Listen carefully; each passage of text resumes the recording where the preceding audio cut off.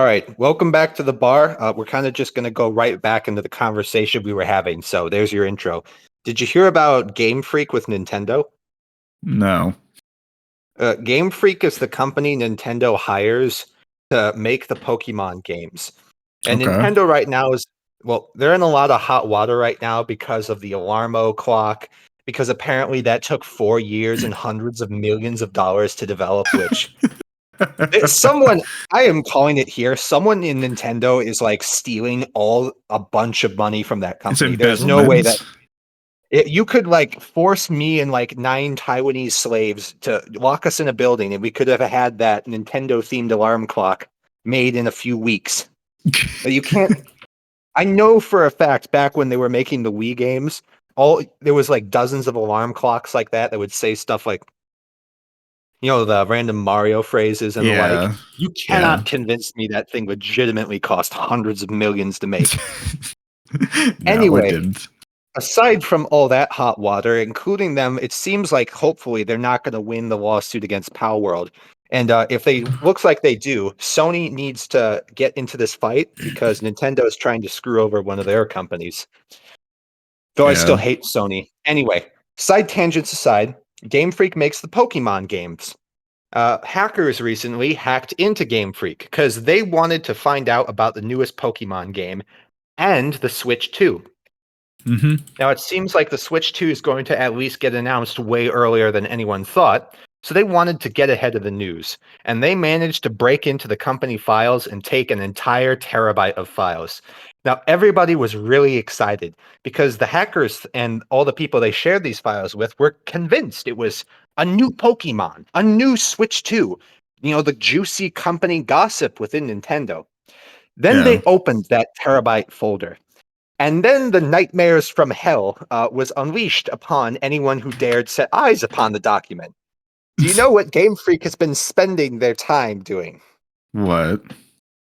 It was an entire terabyte with some random technical documents and the like, mostly Mm-hmm. comprising of Pokemon rape bestiality fan fiction, including lots of animal torture.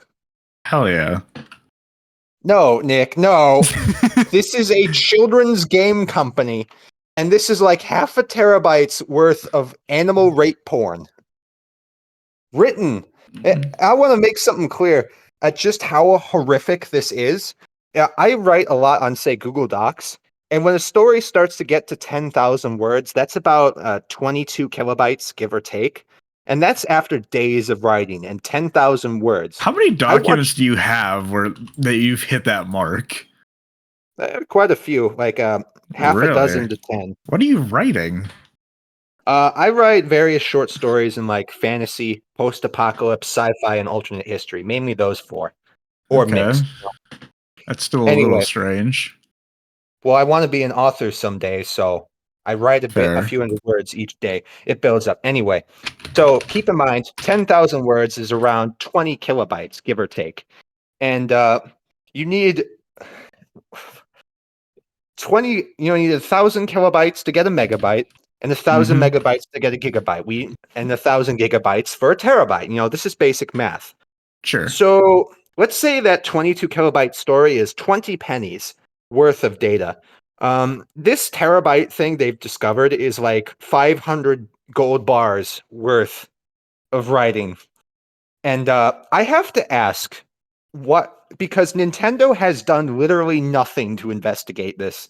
Like, there's stuff in there like animals raping humans and them getting pregnant and giving birth and all of this stuff, and torturing animals, with gore and everything. And I have to ask, who the fuck is running Nintendo? No, is anyone running Nintendo right now? Because between the Alarmo and this, the fact they're not investigating why one of their children's game companies is spending there must be at least like 10 employees who are clattering out this stuff for years, like 1,000 words a day between like 10 with 10 people doing it. And why the fuck is Nintendo not investigating this? Because this is horrifying. Not just that, but Pokemon has been on flames recently. they're getting less and less of their Pokemon in each games. They're glitchier. They're getting worse reception and selling less. Why is a Japanese executive not storming into that office right now and firing everyone except for Pablo the janitor? Why? I don't How know. is it? But Power World is the real problem because they made a few edgy jokes about eating Pokemon. Really? Nintendo is claiming that they don't want Power World to be out in the market because, it looks like Pokemon with guns. That harms our child-friendly brand image. Is Yeah. this child-friendly legitimately, or is this like the, Epstein's Island, we want to lure children-friendly kind of stuff? I don't know. I'm sorry, but I cannot understand Nintendo's decisions right now, other than literally everyone in the board office has just been lobotomized outright. If I was a Nintendo executive at this point, I would be asking Pocket Bear to make Pokemon and taking it from Game Freak. Yeah. Sorry, that's just... Bro, I was getting so worked up. Well, look, it's bad. It would be bad if it was like 3 or 4 stories, but because I actually write and know like how many words get converted to certain amounts of data, I spent like 2 minutes crunching the math on how much words would have to be in there. And the further I got along, it's like that Ratatouille meme where the chef opens the letter and reads, and his eyes just like go wide as he goes along. Yeah, that was basically me as I crunched the math, because I weep for those hackers. They were looking for the news on the Switch too. They were not looking for this. I will tell you one thing. If any company wants to stop people from hacking their files, not that I'm condoning this behavior, but leaving letter bombs like that might be the solution. No one's going to want to hack into your servers if that's what's on there. Fair. Mm-hmm. Yeah. So I do have to get some homework done today, so I can't go on for 5 hours. So I was wondering, I do have a topics list, but along with the top 30 movie list, I was wondering if we could like save that for a week or two later. Or we could do the movie list now, and that could be like our special. Yeah, I figured we could do the movie list now and save the topics list for like a week or two later. Yeah, that's fine. All right, so how are we going to do this? Okay, well, first of all, did you watch your movie that I told you to watch? King of Comedy? Yeah. Oh, yeah, I watched it. Quick thoughts before we get into the 30. All right. So to be frank with y'all, I did not have a good impression of this movie before I saw it. Oh, God. Listen, let me finish before you say anything. Mainly because Taxi Driver, and Seven have only ever been brought up to me ever since I saw the first Joker movie as Joker's trash. It's like those movies. Those movies good. Okay, hold on. Seven is more of the Batman, not Joker. I'm not saying it is or isn't. I'm saying whenever I talk about Joker, that's one of the 3 movies that gets used, to bad talk Joker. So I went in, I saw the movie, and honestly, it was actually amazing. Oh, good. Yes.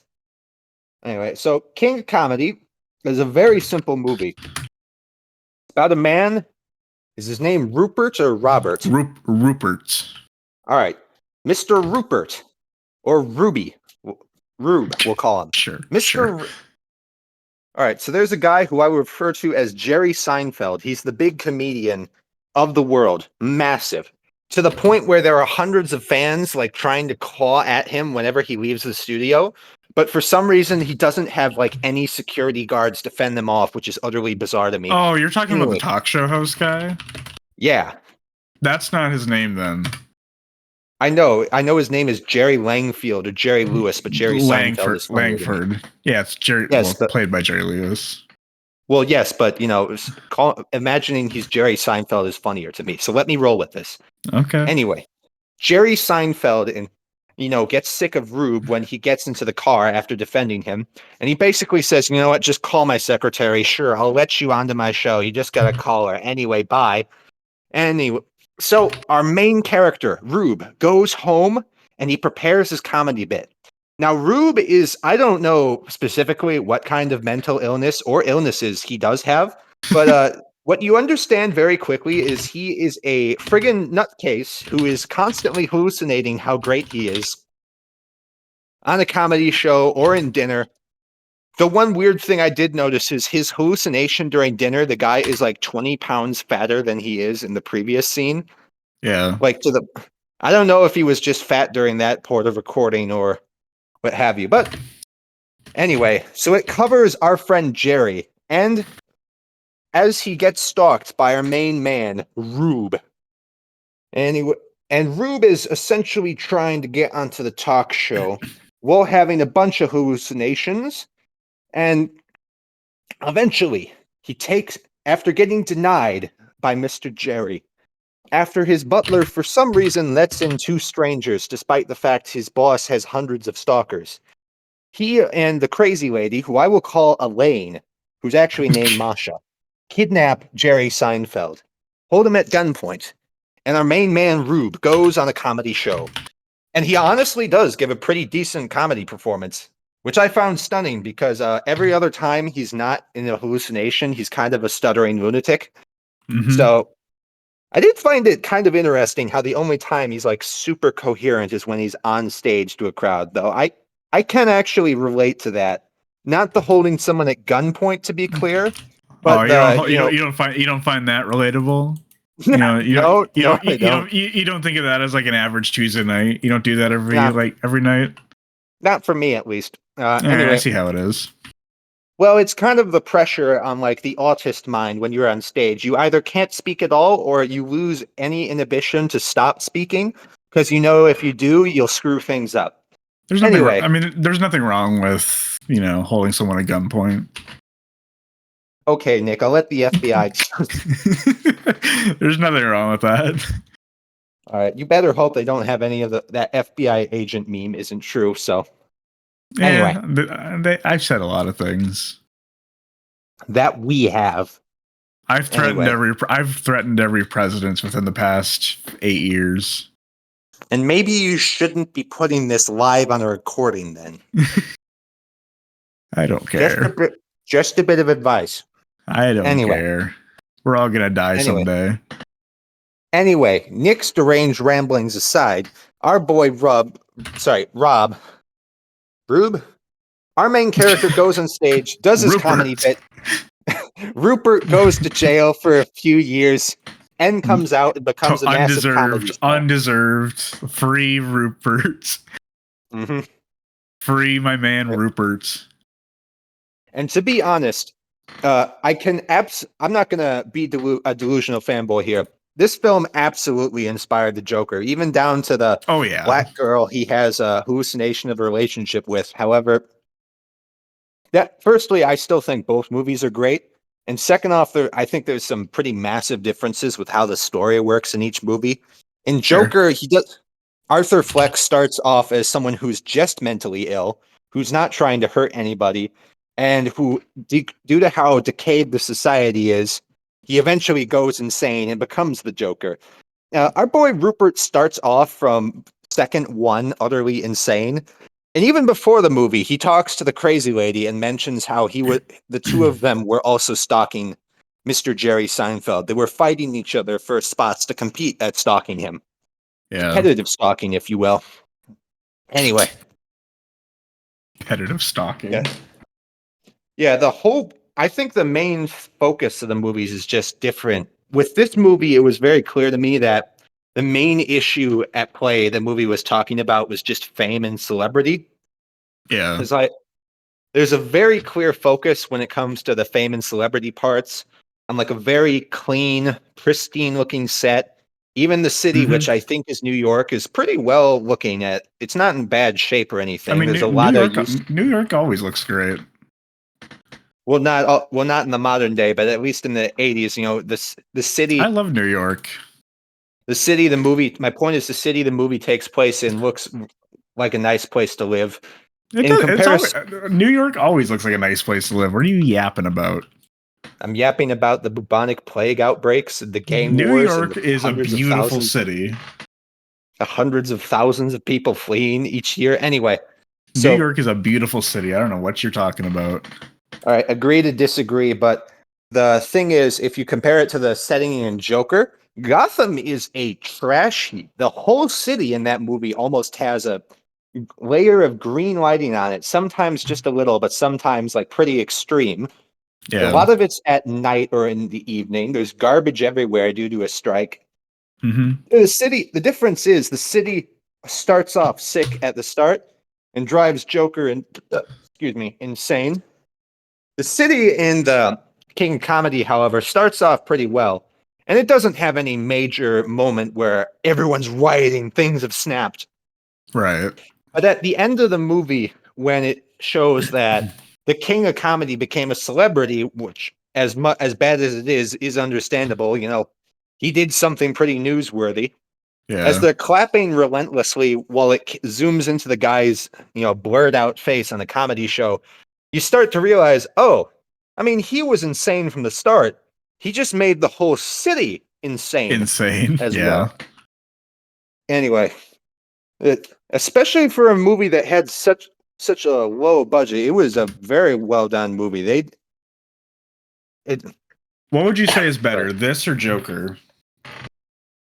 I'm not really sure, because to be frank with you, I don't think either of these movies are trying to compete against each other.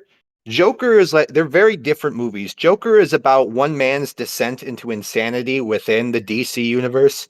The other is, I'll be honest, this movie kind of felt like a black comedy movie to me. It is a black comedy. Because when I see like the Jerry Seinfeld guy, taped down to the point where they like have his hair and mouth and almost his eyes taped, and you just see her like walking around and is like trying to put the moves on him, you kind of like nervously laugh just at how screwed up the situation is for that guy. Yeah, it's like a wacky little comedy. Well, yeah, it's dark humor all around, but it genuinely is funny, which is weird because there's a lot of that dual stuff in this movie, because even when Rupert gives his comedy bit that near the end of the movie, where a lot of the times his comedy is used to kind of slip in small bits of his backstory, which we never get much of. Yeah. But it seems like his family was pretty messed up. Even when his jokes, even when it talks about his dad kicking him till he puked, they are funny the way he delivered. And I really found that interesting how they made the character funny, like he said he was. But it also is kind of screwed up because you're hearing about, child abuse and the like. So that's always funny. All right. What would you rate it? 10 out of 10. I thoroughly enjoyed the movie all the way through. Great to hear. And on one last side tangent is the Jerry Lewis character. Is it just, I found him a really weird character, not because anything he did, but because of the guy's face. I swear, that guy's face, that's not only the face of the villain in Doom Eternal, that video game, it's also the face of the villain in Ready Player One, the corporate CEO they have to take down. I've seen this face multiple places before, like almost exactly, with the really. I found that really kind of weird for the movie. I don't know if they based their face off him or what. I don't know. Anyway, Anyway, I've been yapping for a while. I watched Zack Snyder's 300. Mm-hmm. I have very little to say about it, honestly. What? I can describe it in one way, and I will not elaborate on it. It is very homoerotic. Are you sure you want that on the record as the only word you have to say for that movie? Yes. Nothing about the history or the lighting or the cinematography. I hate how everything is yellow. I hate that. It looks awful. It is, to me, it's kind of like watching Top Gun or Nightmare on Elm Street 2. It is a very gay movie. How is it no gay? comments. No comments. 5 out of 10. What on earth are we? All right, Anyway. audience. Anyway. You know, do you guys ever like ask someone to review a movie for you and they just say gay? You know, audience. Because that's the first time that's happened to me.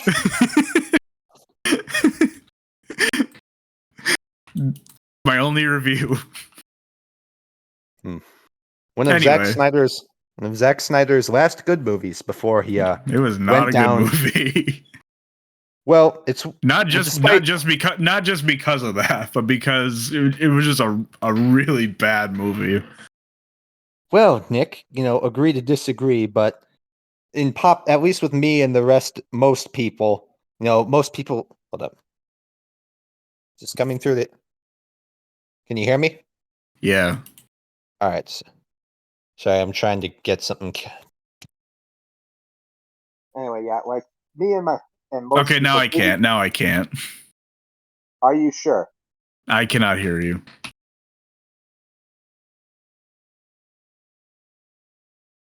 Anyway, this was before he.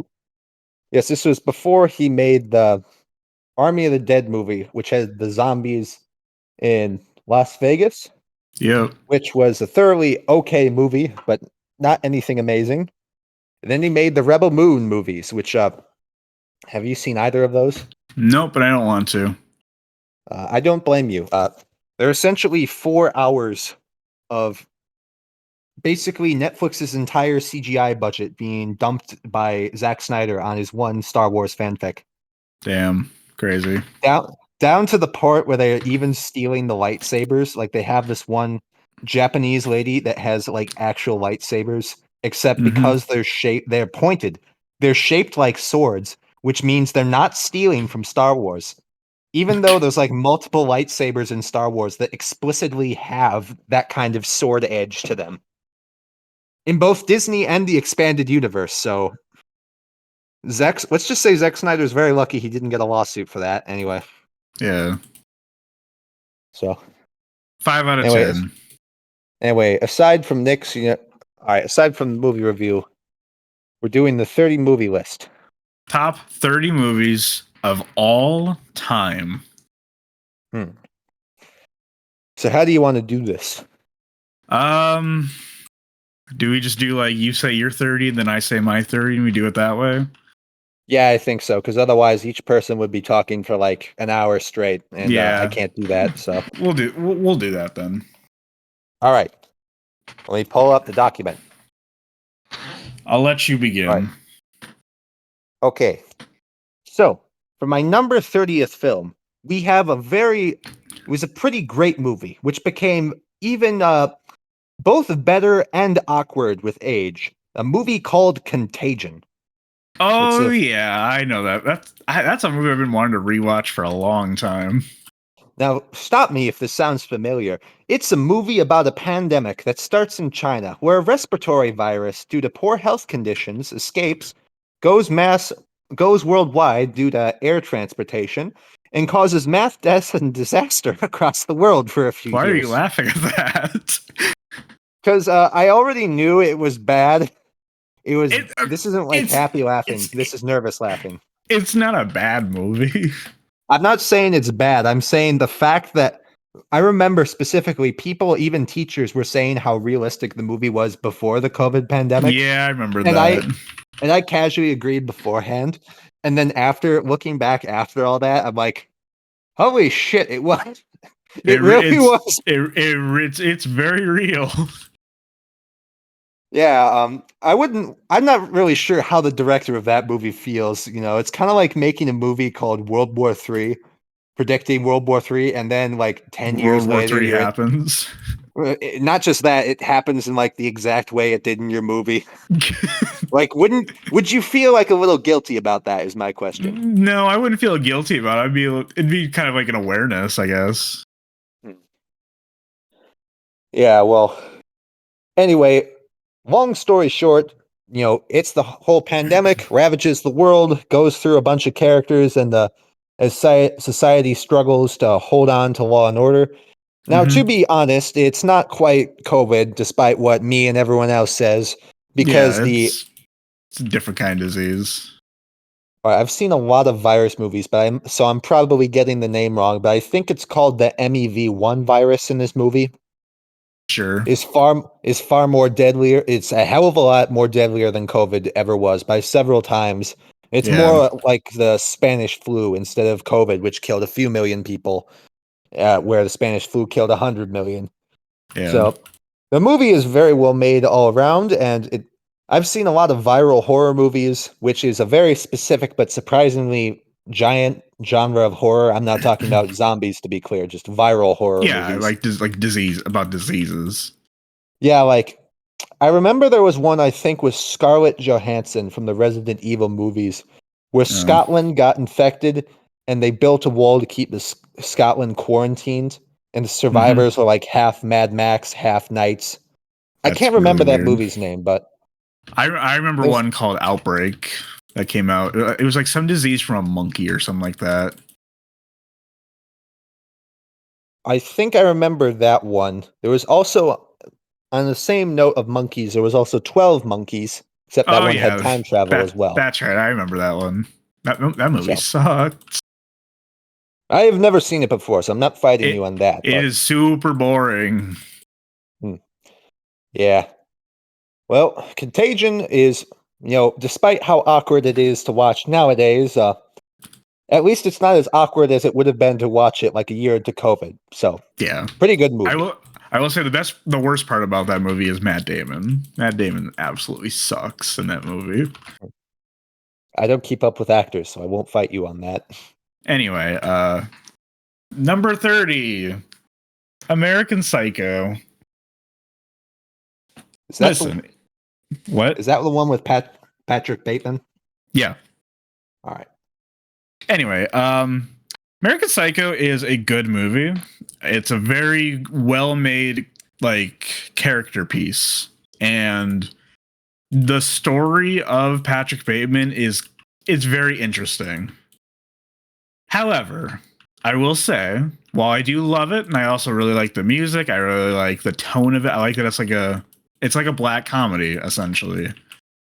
And I like the fact that Jared Leto dies within the first 15 minutes. I mean, that's great. But he's in that movie? Yeah, he's in that movie. He dies in in the first 15 minutes. I've never seen the movie before, but I've seen 30 minutes of memes, so I'm surprised I didn't find that out. But anyway, it's a really good movie. I don't love it like everyone else does. Like I said, it's a really great story, but I would rather watch something else than American Psycho. Maybe it's a little. I think maybe it's a little overrated. Is maybe my problem. But it's still a really well-made movie. I've never read the book at all. I don't know how different the book is compared to the movie because I don't read. But that's all I gotta say about American Psycho. I haven't read the book, but what I've skimmed from information, it's a bit different in presentation, but the core idea of Patrick Bateman being like a fake person on the inside and just being this shallow monster is pretty much the same. So yeah, it's probably the same. I mean, he's a very relatable character. No, he's kind of a role model of what not to be as a person. Like that's the whole point of the book and the movie. What's wrong with Bro just wants to be a serial killer and to have sex with women. I mean, what a good person. Bro missed the entire point of the story. It went over Bro's head. I love every time I talk about American Psycho. Every time I have to say he's such a relatable person, just to get such a funny reaction because it gets a really funny reaction every time. All right, granted, but still. Anyway, that's my number 30. It's a really good movie, and if you're a film nerd, yeah, you got to watch it at least once in your life, and you'll probably remember it for the rest of your life. I want to see the movie. The problem is I've seen so many memes from it. I don't think I could like keep a straight face while watching the That's movie. totally fair. That is totally fair. But I don't want to like watch it with someone like my parents or a friend of mine to like seem like some deranged lunatic, like giggling at anything in the film. You know? You just giggle at someone getting their head chopped off. I was more talking about the time where he went into the bathroom and to like kill the one gay guy. He wrapped his hands around his throat to strangle him. But he But then didn't the gay kill man, him. well, yeah, but the gay man like kissed his hand and because Yeah. he into that, and then immediately after, Patrick Bateman goes to the sink and is so disgusted he starts washing his gloves while they're on his hand. It's a really funny movie, honestly. Mm-hmm. Anyway, Yeah. that's my number 30. So for number 29, my sisters recently had to watch a movie for their language arts class, and this movie we also had to watch. So Did I we? took a big trip down memory lane. It's an Italian movie called Life is Beautiful. Oh. Well, here's the thing about that movie. I've never seen the whole thing because my teacher didn't play us the whole movie. We watched half of it. Oh, So I have well, no that idea how the movie. I've always wanted to watch it again because I only watched up to the point where they went to the camp. all right. I'll try not to spoil it for you Because then. because I really want to see it sometime again. All right. So my spoiler free review is essentially it is about a Jewish Italian family in Italy before and during World War II. And Mm-hmm. it essentially covers this one Jewish guy who I don't remember what his job is exactly, but his basic thing is he is a very happy, joyful, joking person at all times. He's such a happy guy. Yeah, and essentially during World War II in real life, there was a civil war in Italy, which forced the Nazis to occupy most of the country to keep control of it from the Allies. And Mm-hmm. that's when the government policy goes from the Jews are okay, we're not going to do anything to them, to kill them all, as we know happened in World War II. So Yeah. that same thing happens in the movie as well. And the father, when they get to the camp, is essentially, and before that, is essentially trying to prevent his son from knowing what's really going on by trying to pretend that it's all a game, we just need to Yeah. get the right points. Like he Yeah. I keeps him remember that. away from the showers because he doesn't want to get separated, which in real life they just gassed all the children when they got to those camps because they weren't useful for labor at the showers. So it Yeah. it's a strange movie because it is on like some truly horrifying events, but But it tries to make it like this like happy thing. yeah, but I know I might sound psychotic saying this, but it's like a very beautiful movie in terms of how it's Okay. shot. You shut up. I Okay. am not a Nazi. Okay. Shut up. Okay. Okay, Like Nazi.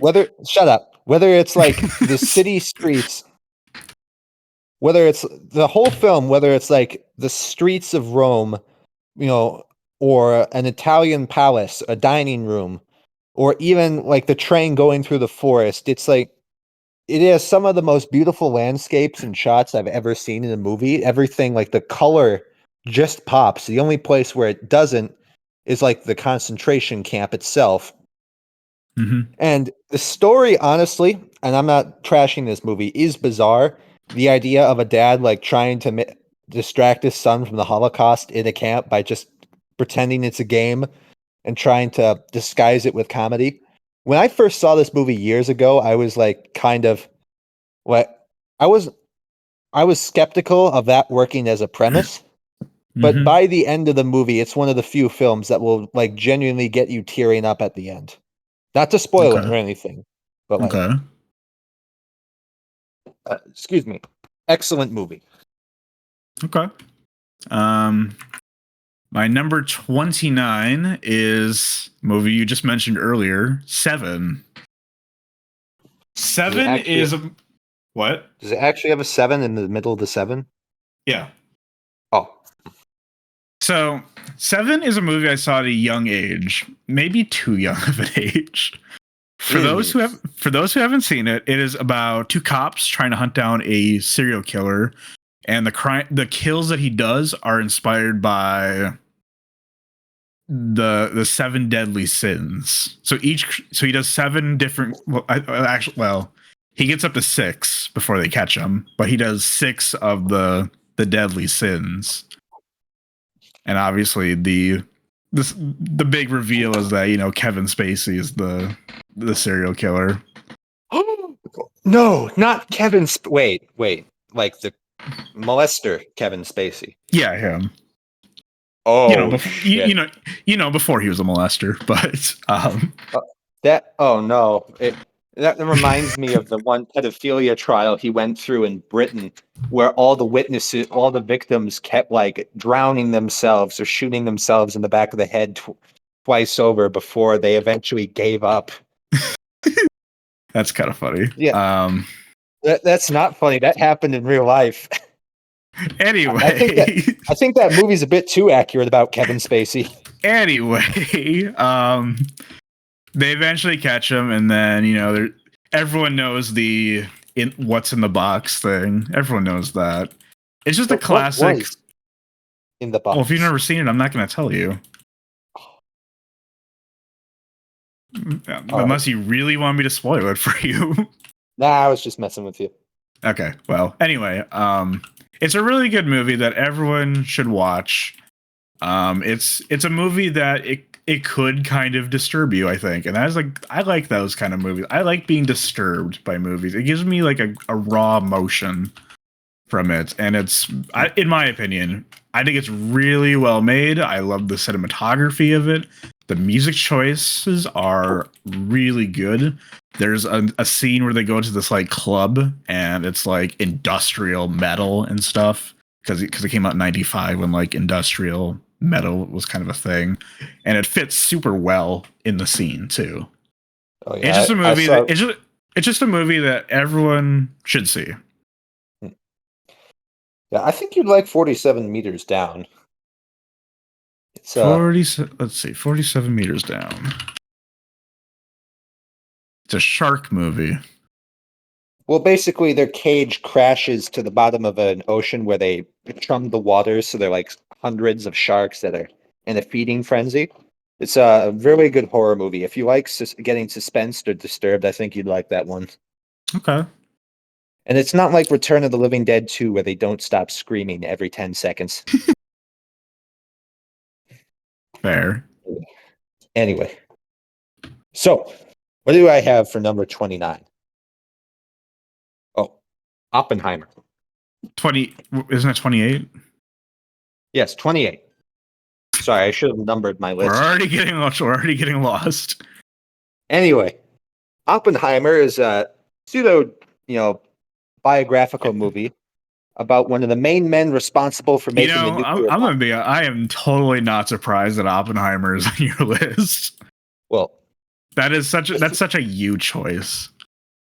Well, and I almost mean that derogatory. What do you mean in a derogatory fashion? Anyway, continue.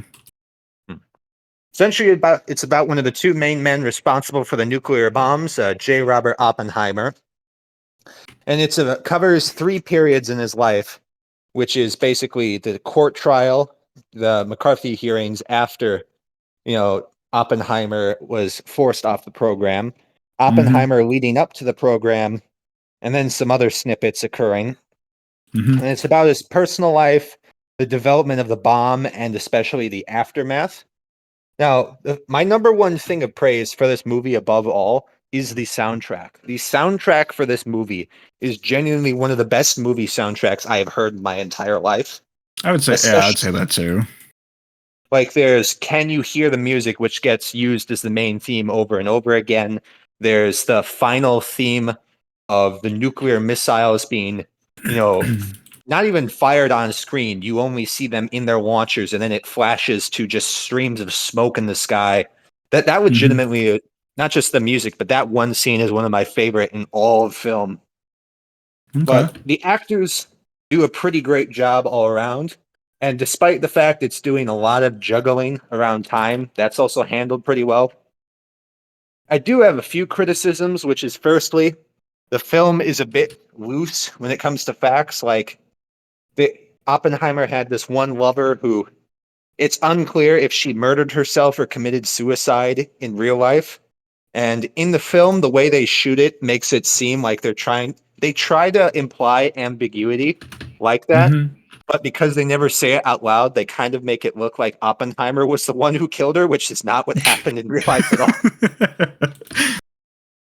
There's also this waffling about Oppenheimer being a communist. Like, they're constantly having Cillian Murphy retort that, oh no, I'm not a communist, I'm just socialist. All my friends just happen to be communists and the like, when in reality, Oppenheimer may or may not have given out secrets. We don't know that, but the guy was a communist. There's like no debate about this in real life. But so Okay. the film's constant smartassery about that is just annoying. Mm-hmm. And now the film is long. Now, for a first time viewing, this isn't really much of an issue since all this stuff is new. However, a week later, I saw it again with a friend, to hang out. And Yeah. when you've seen it before a week earlier, you really do feel that like 2.5 hour plus runtime. It's a very So long movie. for a one time through, it's tolerable, at least for someone like me. If Mm-hmm. you want to watch it again, you really should like stagger it by a few months, my recommendation. But Yeah. honestly, great film on its own, despite its flaws. Okay. I wouldn't go that far and say it's that good, but that's your opinion. It's your opinion. Everyone's allowed to have an opinion. Don't talk to me like I'm a nursing home patient. Anyway, number 28, The Graduate. Oh, I remember this one. I love The Graduate. It is such a good movie. It's a movie about like just a man just not knowing what he wants to do with his life, and suddenly he gets involved with a little affair between a Someone different like family. someone like 20 years his senior, only to go for her Yeah, daughter instead. yeah. It's a really great movie, honestly. I love the energy of the movie. Like the movie's like gets slowly more insane as it goes on. And I kind of fuck with that. It kind of just doesn't care. And I like that a lot about it. Dustin Mhm. Hoffman's really good in it. What's her name? Whatever the actress from Mrs. Robinson is also really good. I love it. I love the music in it. It's the soundtrack's done by Simon and Garfunkel. It's like one of the Simon, first what? Garfunkel. What a name. It's like one of the first movies with like a soundtrack to it. Hmm. Yeah, it's a perfect movie to watch when like you've graduated from like high school or college and you just don't know what to do with your life. It despite Just being don't. despite maybe the way it goes down kind of being a little insane.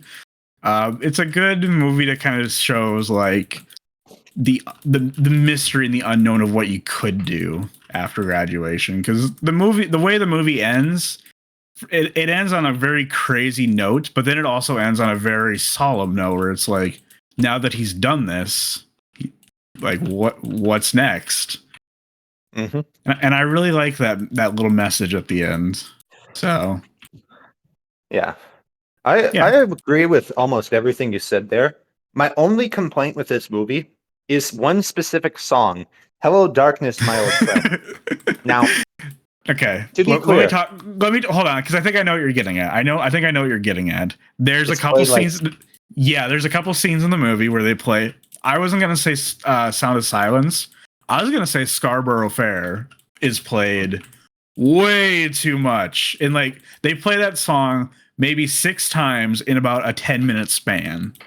mhm. And now I like the song, and there's another really good song in that movie called "April Come She Will." That's another really good song, but it's also like I think that song they maybe play once. I think They play Mrs. Robinson, I think, twice, and then they play.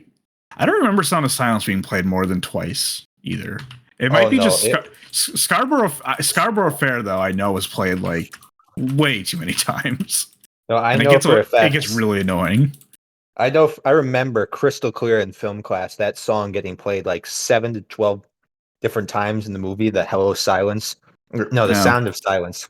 Now, don't get me wrong, I love that song. It's a great song, I but do at the too. same time, it's hard to not burst out into laughter when you're like 2/3 of the way into the movie and it starts it up for the 8th time. You know? It's like someone just like replaying the same like record over and over again. Mhm.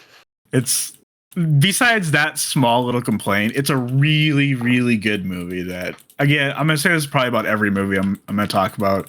It's a movie that everyone should see at least once in their life. Mhm. Anyway, so just to be clear with this upcoming bit for the 27th slot, for some things like the Romero zombie movies, or the Star Wars films, I decided to put them in together in one slot because otherwise That's half fine. this film, That's fine. yeah, otherwise half the list would just be movies from the same series, which would be kind of boring. That's Anyway, okay. That's fine. so I'm a big zombie fan. I like zombie movies and games, and Okay. the grandfather of all zombie media, other than the guy who wrote I Am Legend, is George Romero. He made four, now, no, like He made four way more than movies that, four. yeah, he made four normal zombie movies. He made And okay. I wouldn't say I'm look, okay. Whatever. let's be honest here. Everybody knows about like Dawn of the Dead, Day of the Dead. Who here is a fanatic defender of like the Land of handheld the camera Dead. spin-off? That's the fourth one with the giant tower and the smart zombies. The only okay, let me just say the only ones that I've ever liked is Night of the Living Dead and Dawn of the Dead. Hmm. The original, not the Zack Snyder one. Oh yeah, yeah.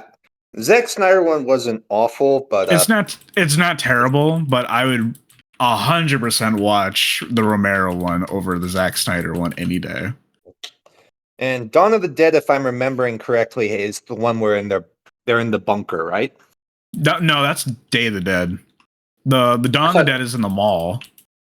Huh. I must have gotten that mixed up because Day of the Dead is I actually don't like Day of the Dead all that much. That one is the one where they're in the bunker. And they're the most like unlikable characters from what I remember. well, with the Romero movies as a whole,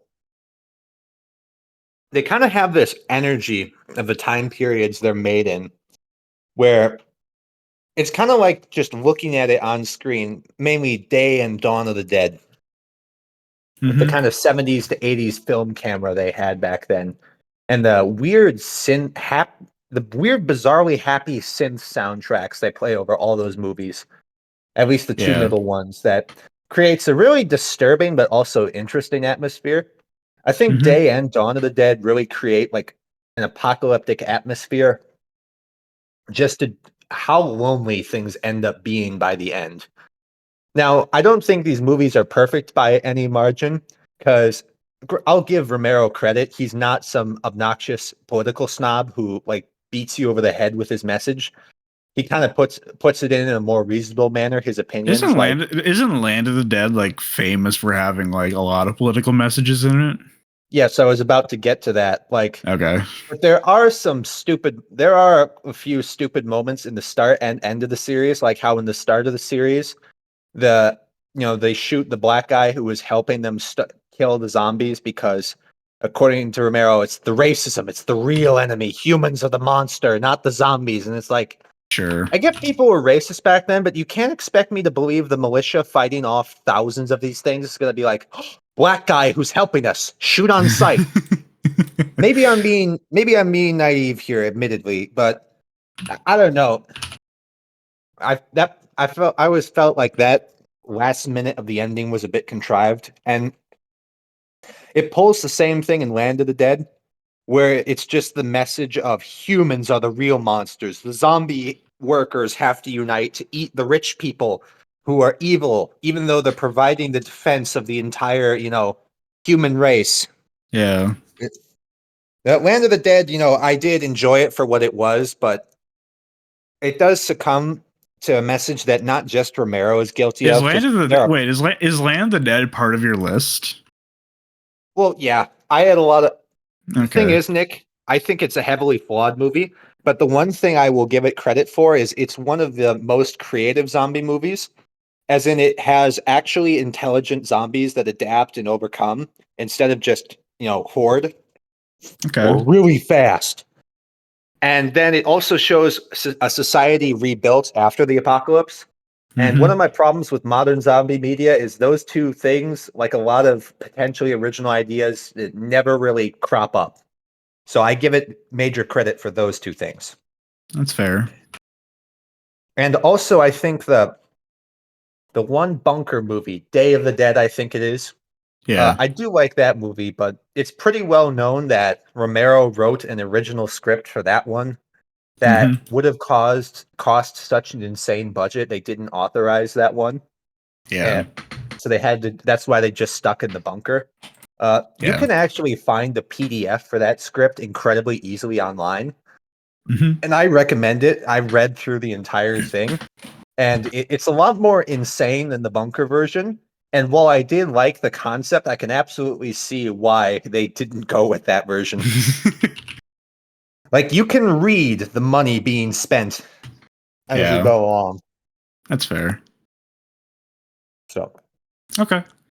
Number 27 is a movie called Paris, Texas. Paris, Texas came out in 1984. It is about a guy who has been wandering through the desert for a long time. His brother eventually finds him. And once his brother finds him, the guy wants to reunite with his ex-wife after seeing his child for the first time in many years.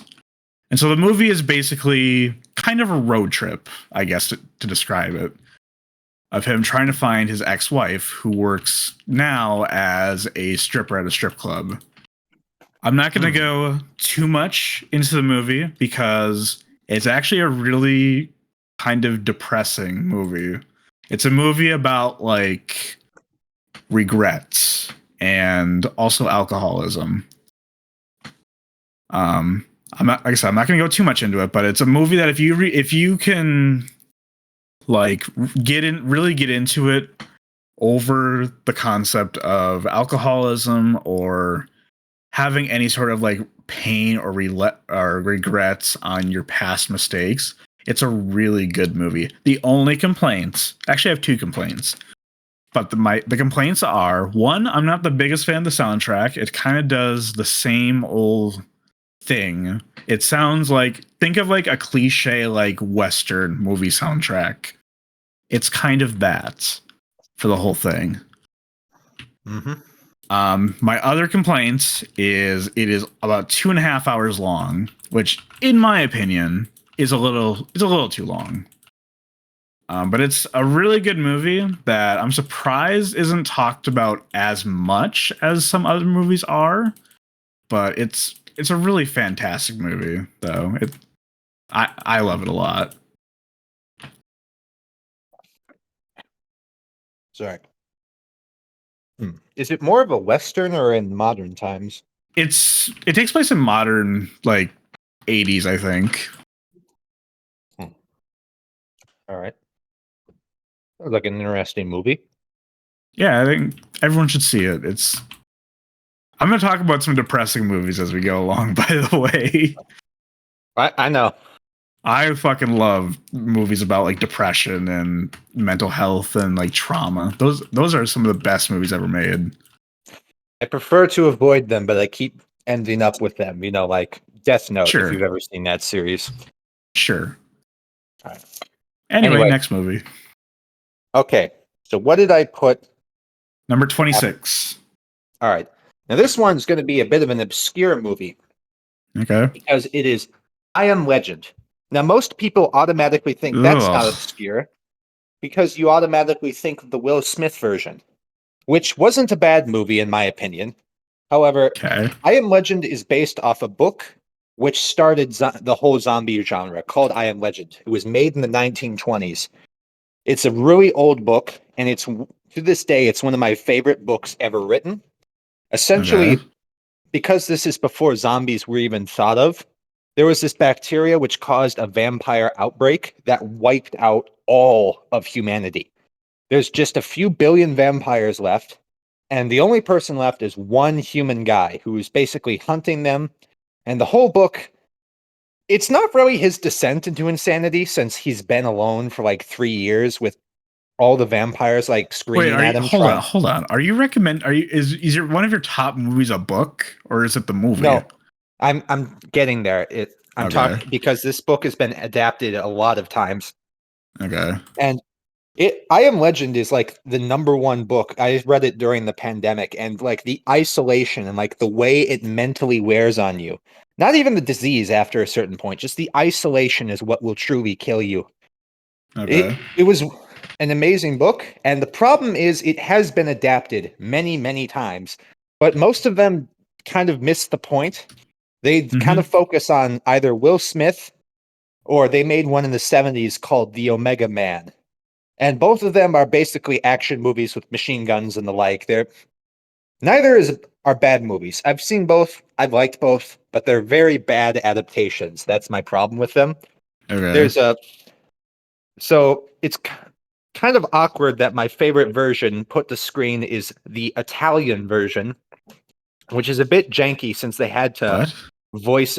Yeah, Italy made a version of I Am Legend, the movie, in like the 1960s when like colored film was a very new thing. So they even made a black and white version. And that one is Okay. pretty much it's it's a very slow, faithful movie to the book. And it does mainly focus on his like mental isolation.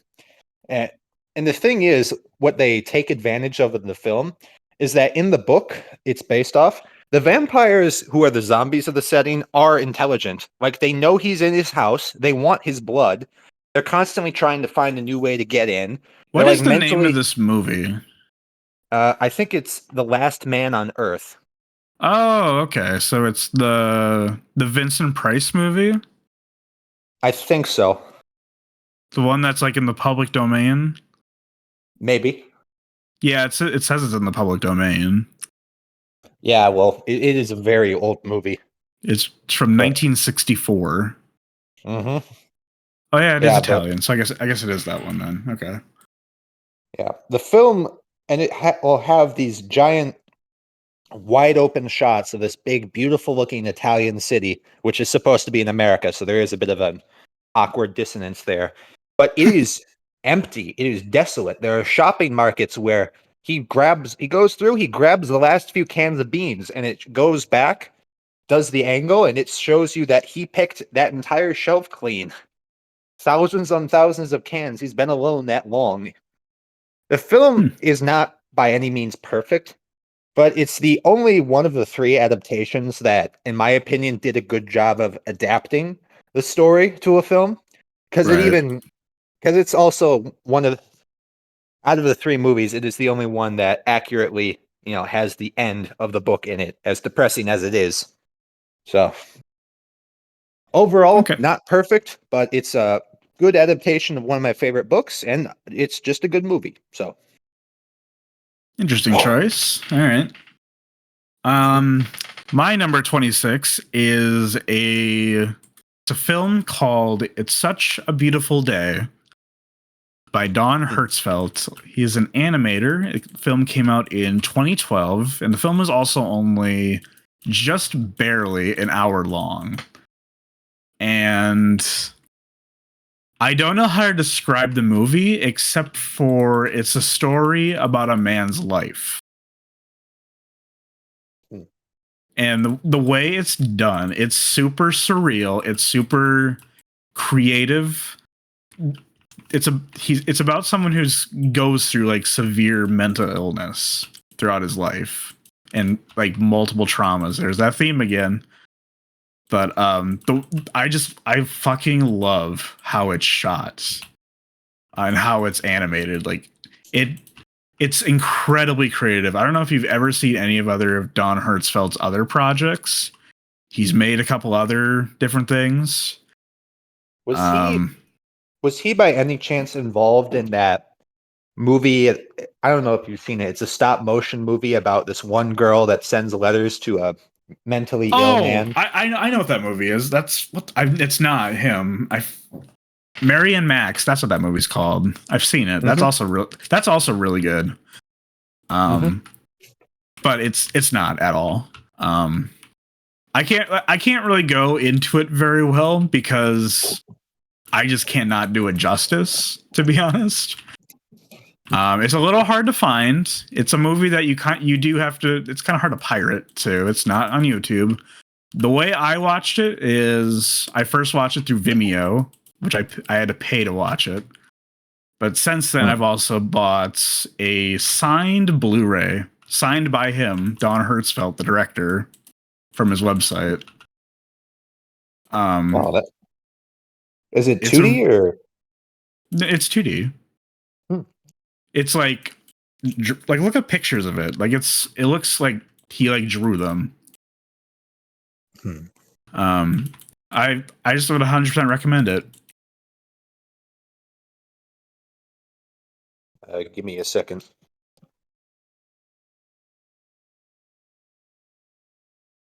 Oh yeah, definitely looks interesting. It's really I'm not being sarcastic, great. Nick. It really looks good. I can tell from the art it's a trip. Yeah, it's an experience to behold. He just recently made a new short film called Me, which I really need to watch sometime. He's also made a series called World of Tomorrow. That's pretty popular. I don't really care for it all that much. And then he made a short film in the early 2000s called Rejected, which is the reason why he has a career. Because that short film was nominated for Best Animated Short Film or something like that at the Oscars. All right. Definitely an interesting choice. It's a great movie. Now, I do feel kind of guilty putting this film after such an artistic masterpiece. But you asked for a top 30 favorite films of all time. So the next film I'm going with is Dumb and Dumber 2. Okay, hold on. I don't mind. If you had the original Dumb and Dumber, I wouldn't mind because I really like the original Dumb and Dumber. But why the fuck is 2 on there? Look, I just found it to be really funny.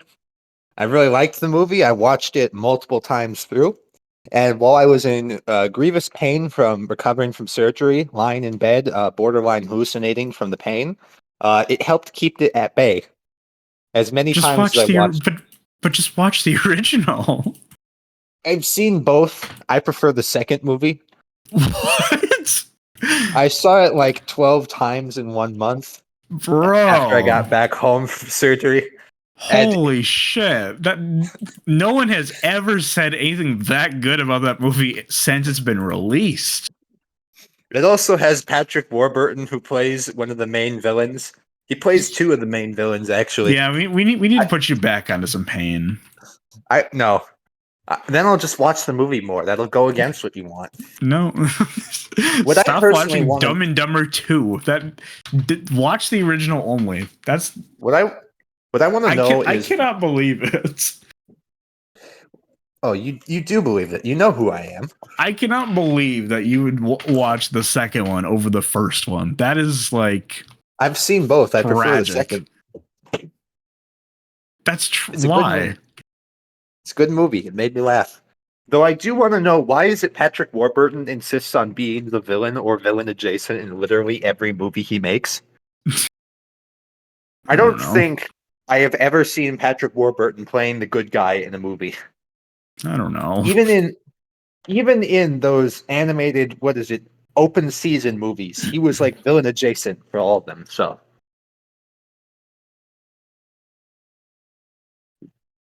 Are you remembering?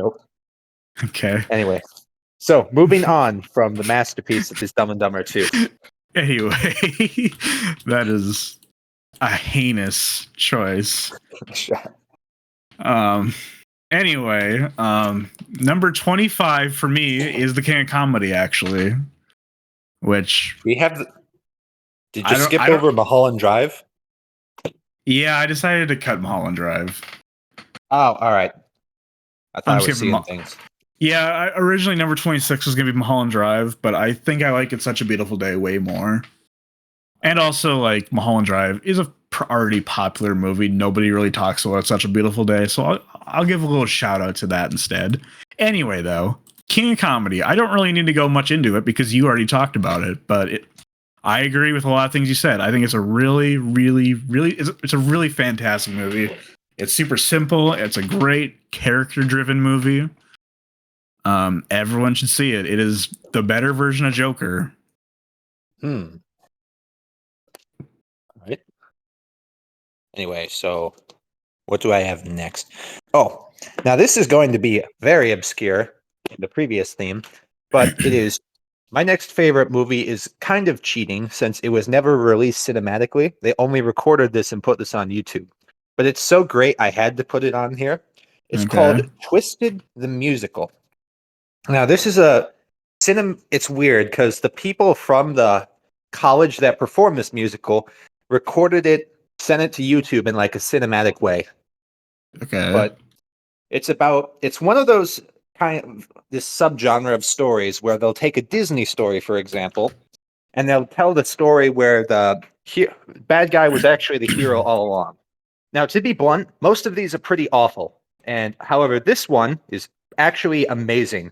It's about Aladdin, or more, and it focuses on Jafar, who's the good guy, kind of of the show.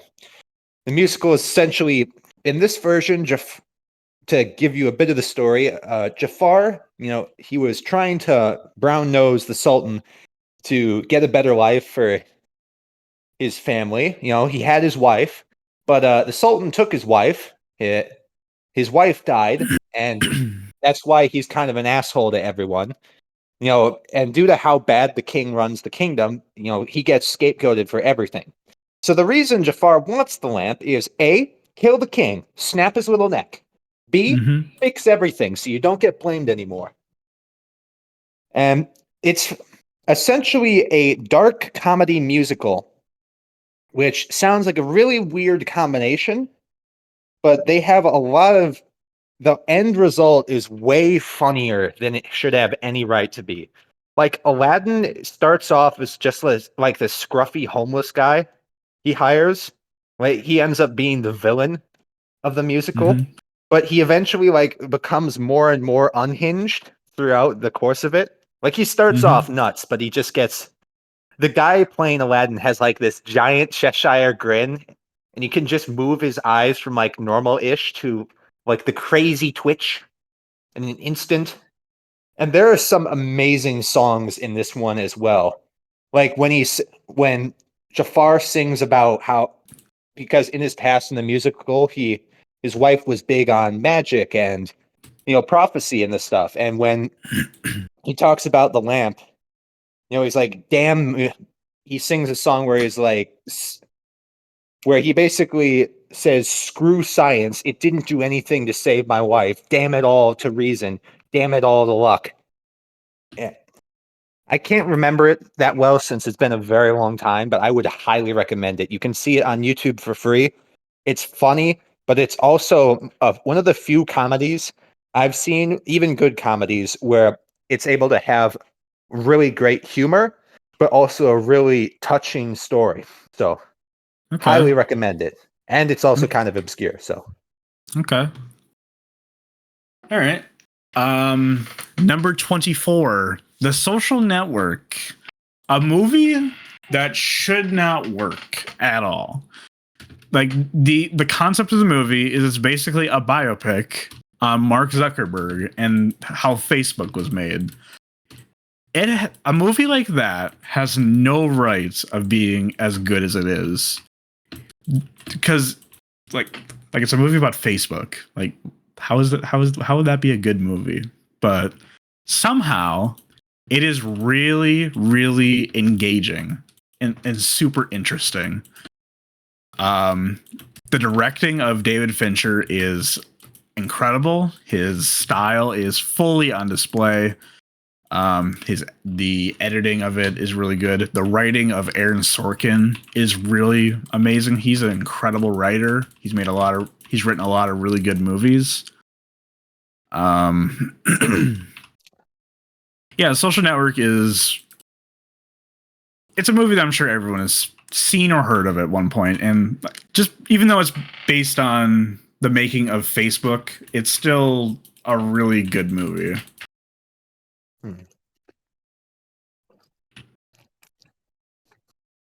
All right. I've never seen it before. I have heard of it. You should watch it. Is it a good villain origin movie as Joker or King of Comedy, though? It's the entire movie. You're gonna think that Mark Zuckerberg is an alien. Well, he is, isn't he?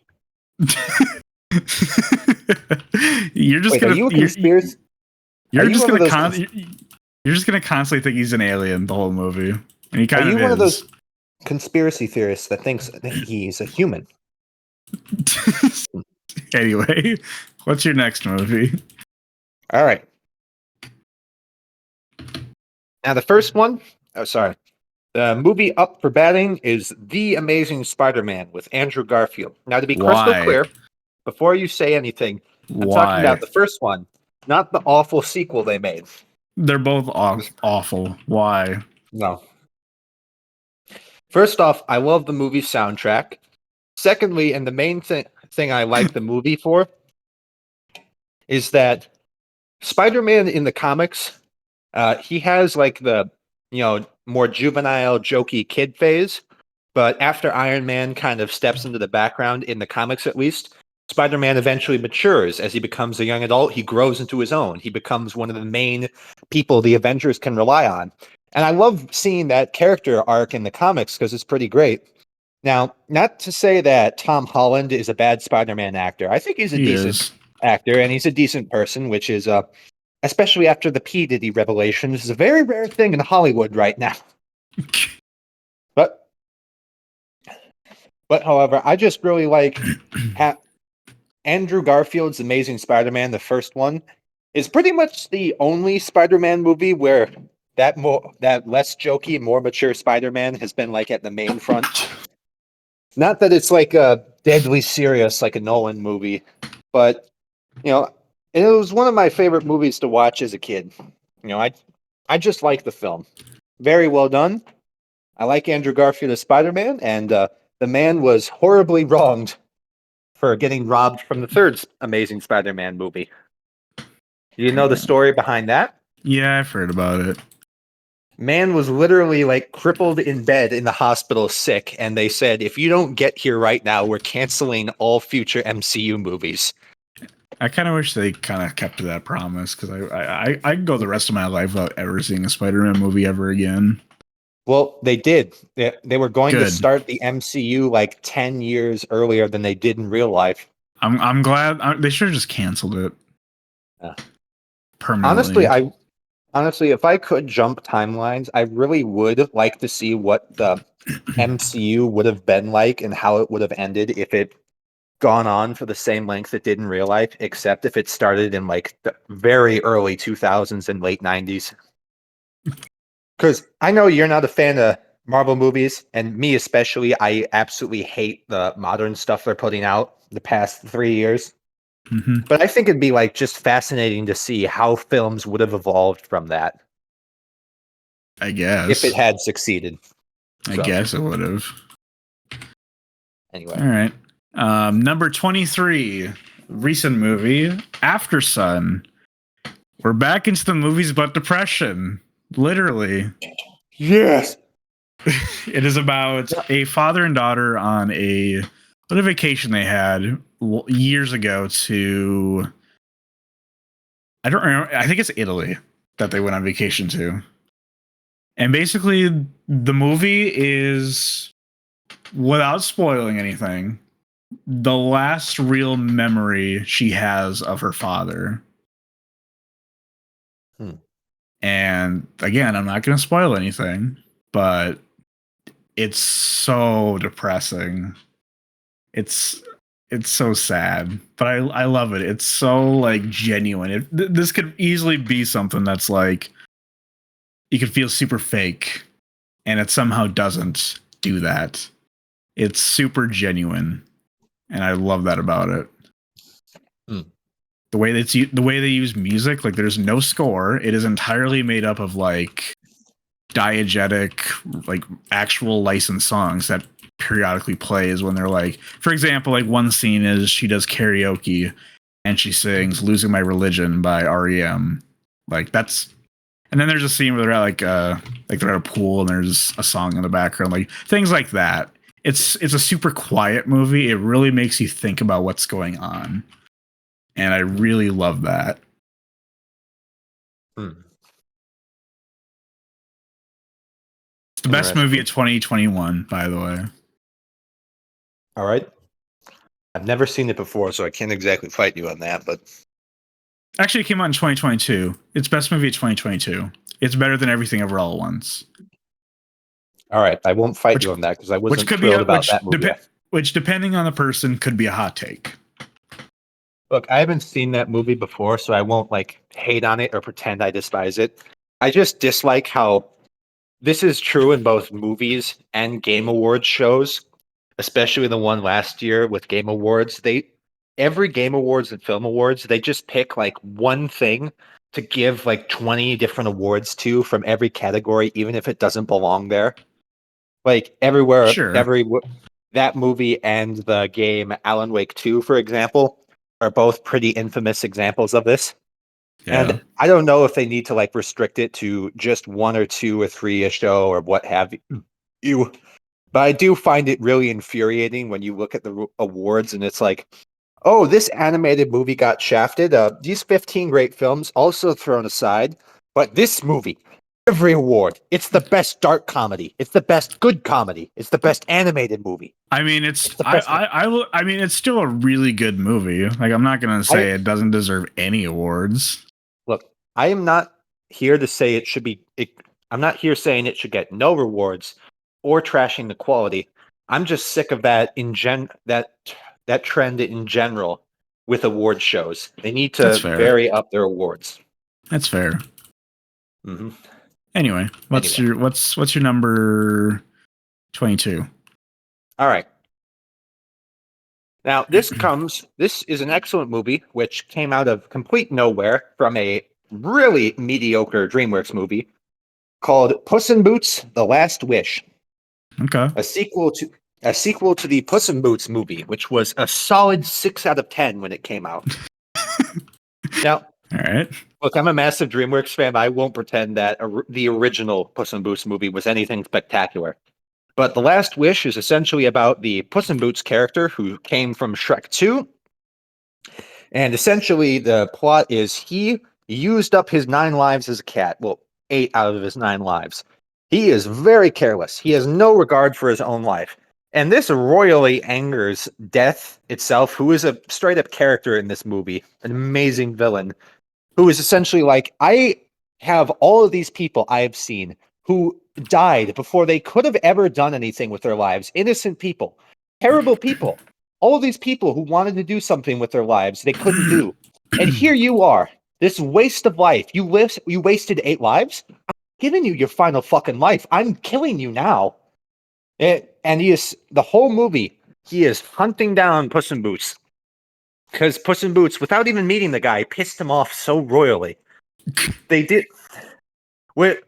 Yeah, death really is one of the main things that holds this movie together. He and his whistle became a meme online for a reason because it is genuinely terrifying with Okay. just how happy the thing is. Anyway, our main character goes through the movie. He tries to hide for a while until he essentially gets on a quest to find this wishing star to get his lives back. Mm-hmm. He rebuilds a team of friends and goes on this great adventure.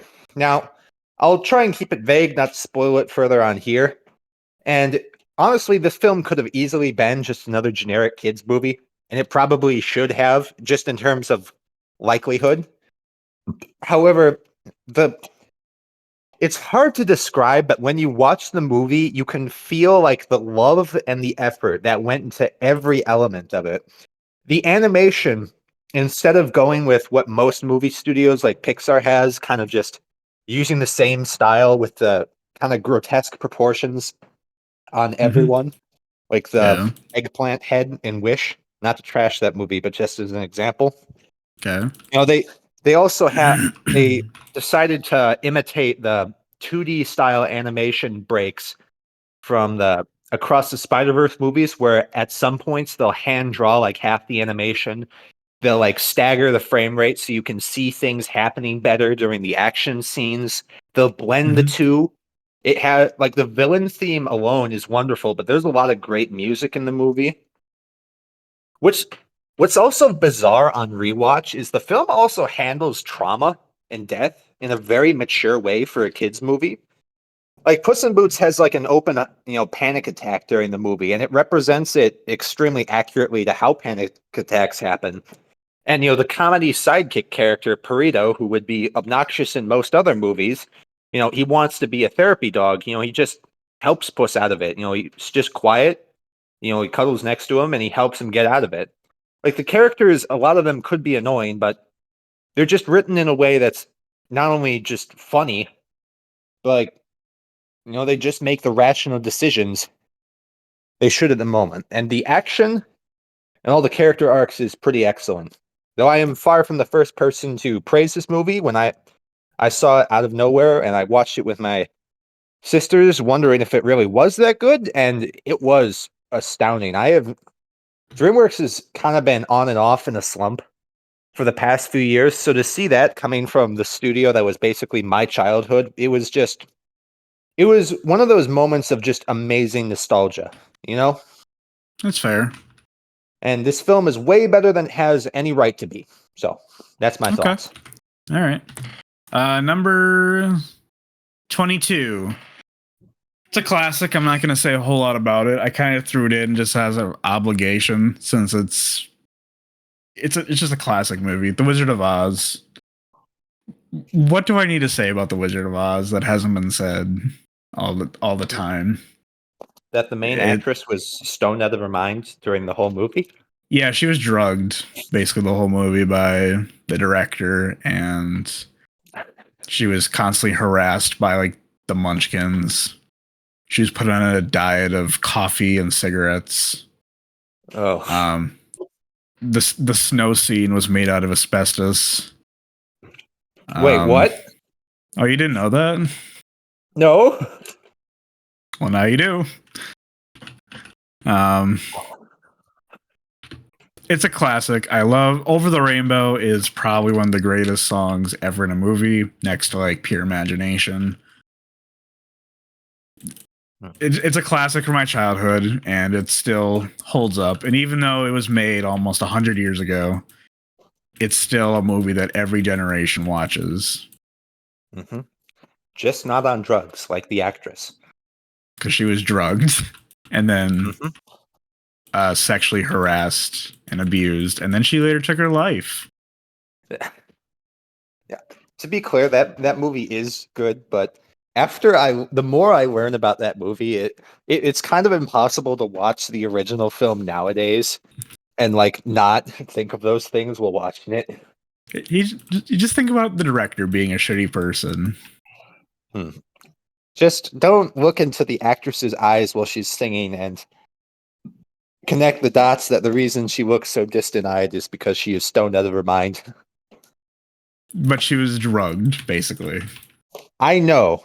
I know. I'm not saying that's a good thing. I'm saying it's kind of awkward to watch knowing that after the fact. It's even sadder to watch. Like when she's singing Over the Rainbow, it's like even more depressing. Oh, thanks. Anyway, next movie. All hold up. Where am I? All right. The next film, the Lego Movie, which somehow made it onto both our lists. But essentially, the Lego Movie covers the efforts of our totally ordinary guy, Emmett, the Lego Man, and his revolution against the corporate system in favor of mass anarchy. which now this is the part of the first two Lego movies which were actually good, and not the abomination that was the Lego Ninjago movie. Mm-hmm. But quite simply, like with Puss in Boots: The Last Wish, this movie just has a lot of genuine heart and soul into it. And I am astonished looking back, it actually did have that love and effort put into it, considering what came out like the next year, the Emoji Movie, and all that kind of soulless corporate stuff. And I could say a bunch of things other people have said, but to keep it short, it's just a movie that one of the few, especially nowadays, that genuinely respects people. And not just kids, since a lot of movies and shows treat kids like dumbasses while at the same time trying to dumb them down to make them easier to control. Mm-hmm. But the film is just honest, not just with kids, but with people. Like the ending scene is where Emmett tells Lord Business essentially shits on him and says, "You're not the special. You're a liar. This is all a lie. I'm going to win." And he responds like, "You're right. I'm not the special because it's you and it's everyone else." And he essentially explains that everyone is a special.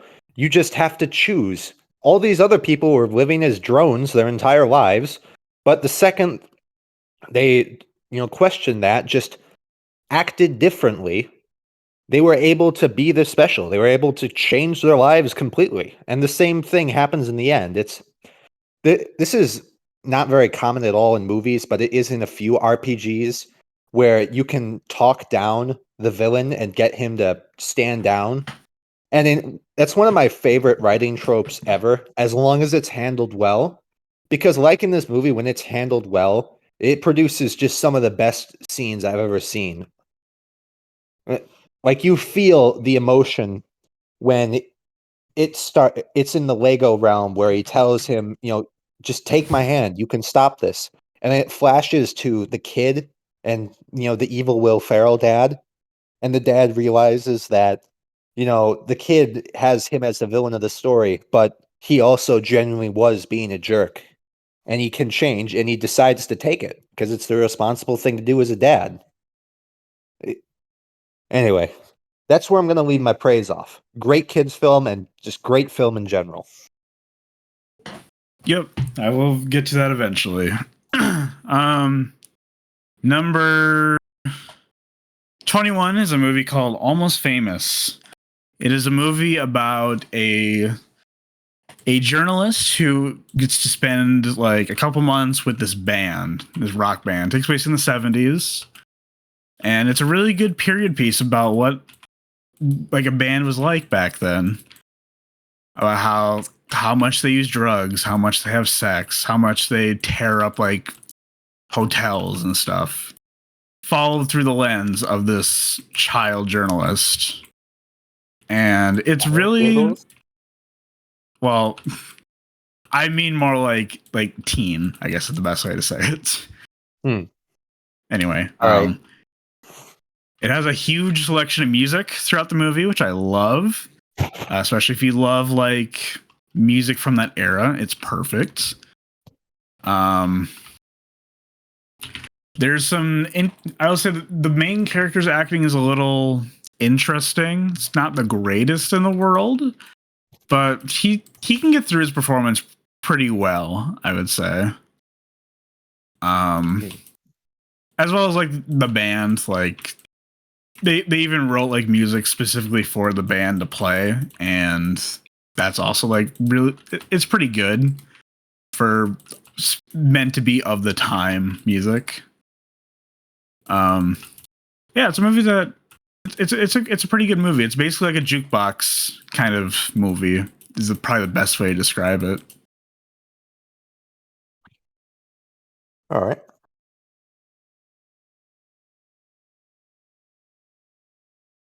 All right. Anyway, how old is that movie, by the way? Came out in 2000. Back in the good old days. The 1 year before the plane hit the towers. You didn't have to make it that awkward, but you chose to. What do you mean? I had to say it. You're making it sound like I think that was the good old days. That was the good old days when the plane hit No, the it wasn't. towers. Nope. We're skipping straight over that comment. That was a Anyway, good day. shut up before you get your door kicked in. Anyway, Gladiator. Now, to be clear, Oh, Gladiator is about as historically accurate as anime fan fiction, to be blunt. But the movie itself, what? okay. Anyway, the movie stars pre-fat Russell Crowe as a Roman legionnaire whose family gets killed by one of the biggest shits in human history, named Emperor Commodus, who single-handedly destroyed an entire century of peace and stability within the Roman Empire. And overall, jackass. Anyway, the film covers non-fat Russell Crowe as his family gets killed, and he enters the arena hoping to win the support of the public and overthrow Commodus.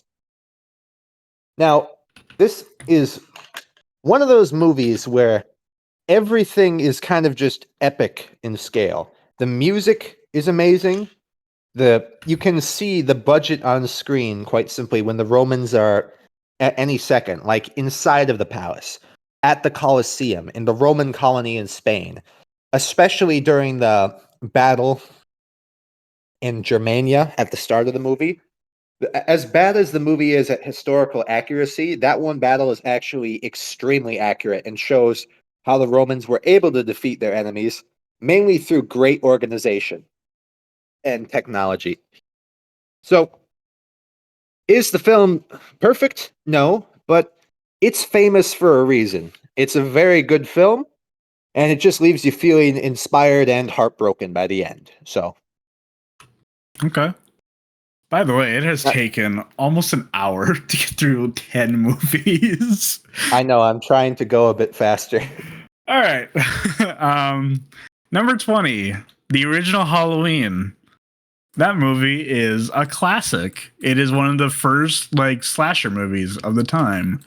It has one of the most recognizable scores ever made in a horror movie. And it's a very simple story about a guy who breaks out of a little mental institution, steals a mask, and has some fun on Halloween night. What more could you want?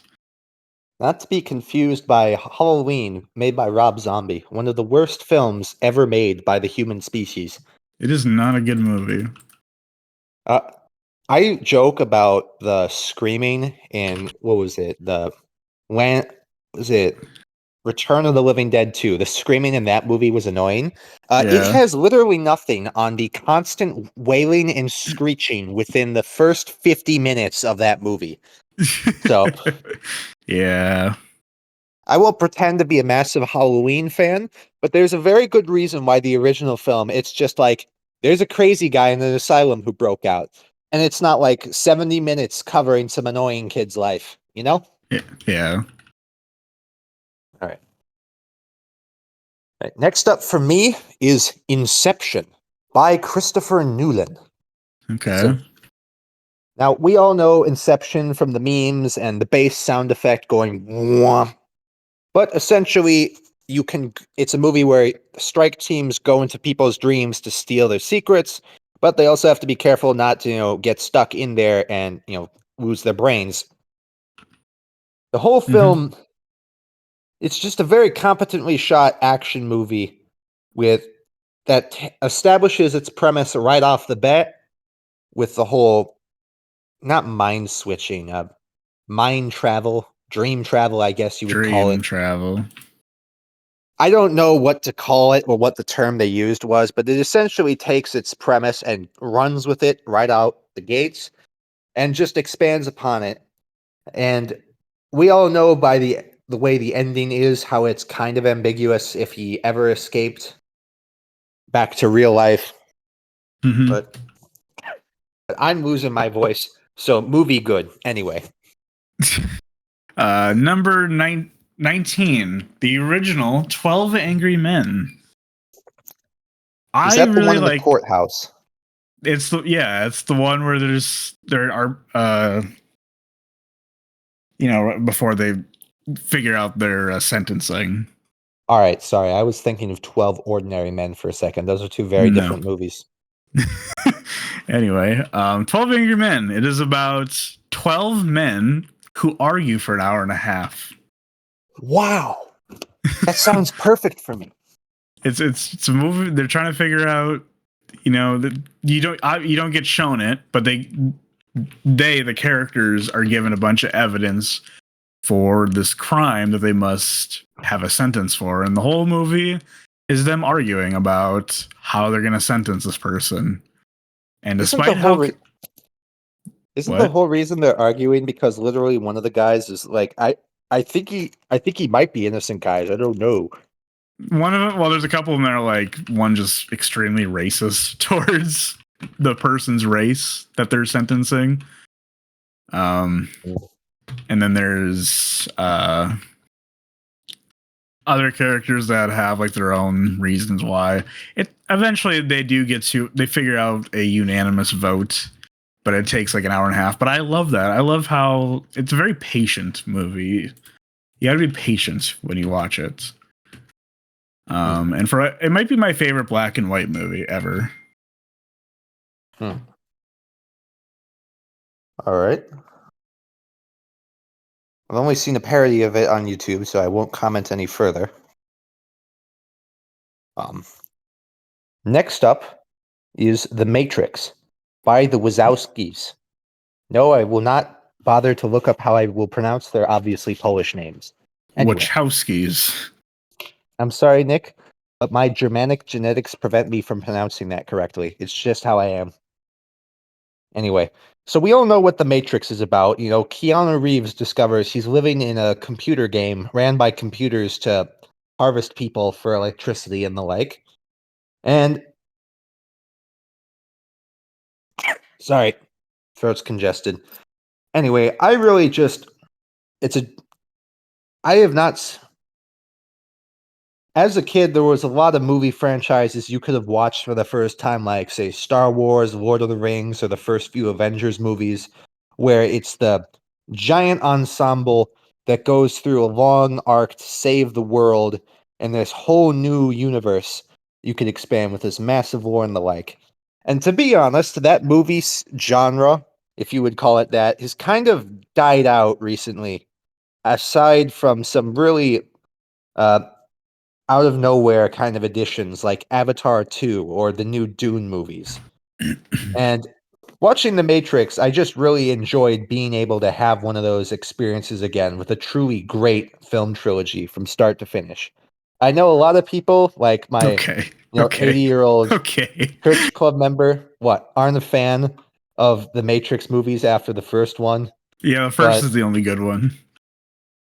But, I liked all three of them all the way through. That may be an unpopular opinion, apparently. That is a very unpopular opinion.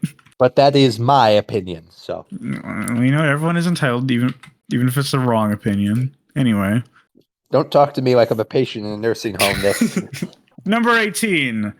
I don't got to say a lot about it because you just talked about it. But the Lego Movie. It's a great movie that every child should watch it. I remember when the movie came out, the idiot Republicans were like, you should watch Minions instead because the Lego Movie promotes anti-capitalism, and that's a bunch of bullshit. Everyone should watch the Lego Movie, and nobody should watch Minions. That's all I have to say about the Lego Movie. All right. Yes, capitalism, famous defender of tradition. What will tradition do without Funko Pops? Anyway, so my next movie is a bit awkward because it's a British film called The Gentleman. It's a crime movie, kind of dark comedy, involving the illegal marijuana trade within Great Britain and all the crime and dealing that goes along with that. Now, my main problem with this movie nowadays is that Matthew McConaughey has become an insufferable twat who has completely sold out every value to spend every second of his life shitting on random people, mainly guys. And it is kind of awkward to see him in the movie now. But to be fair, I shall put politics aside, unlike Matthew McConaughey, and say the movie is amazing. And the main reason for it, I think, is down to two reasons: the writing and the flow, which is very nebulous, to be fair. But first off, the writing, it's none of the late any of the fourth stage Marvel dialogue where it just makes some obnoxious quips, or look, that cat ate a person, or random techno jargon. All of the dialogue in this movie says what it means to say, not a second more than it ever intends to, is the best way I'd put it.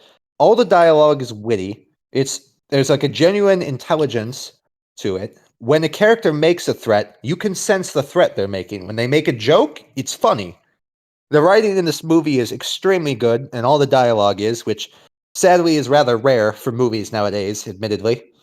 And the editing flow of the movie, which is something most people wouldn't bring up when reviewing a film, the film is very snappish. It's not like TikTok editing is the term I'd use, where it sometimes shows up in a movie where it can't like focus on an image for 3 seconds straight.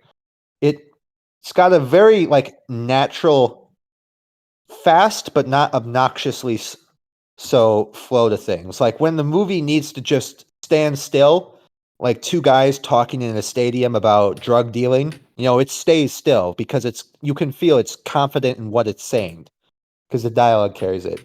And it's a great action movie all around. There's some good music in it as well, but it's not the main part of the movie. So Yeah. All right. Number 17. It is the directorial debut of Damien Chazelle, Whiplash.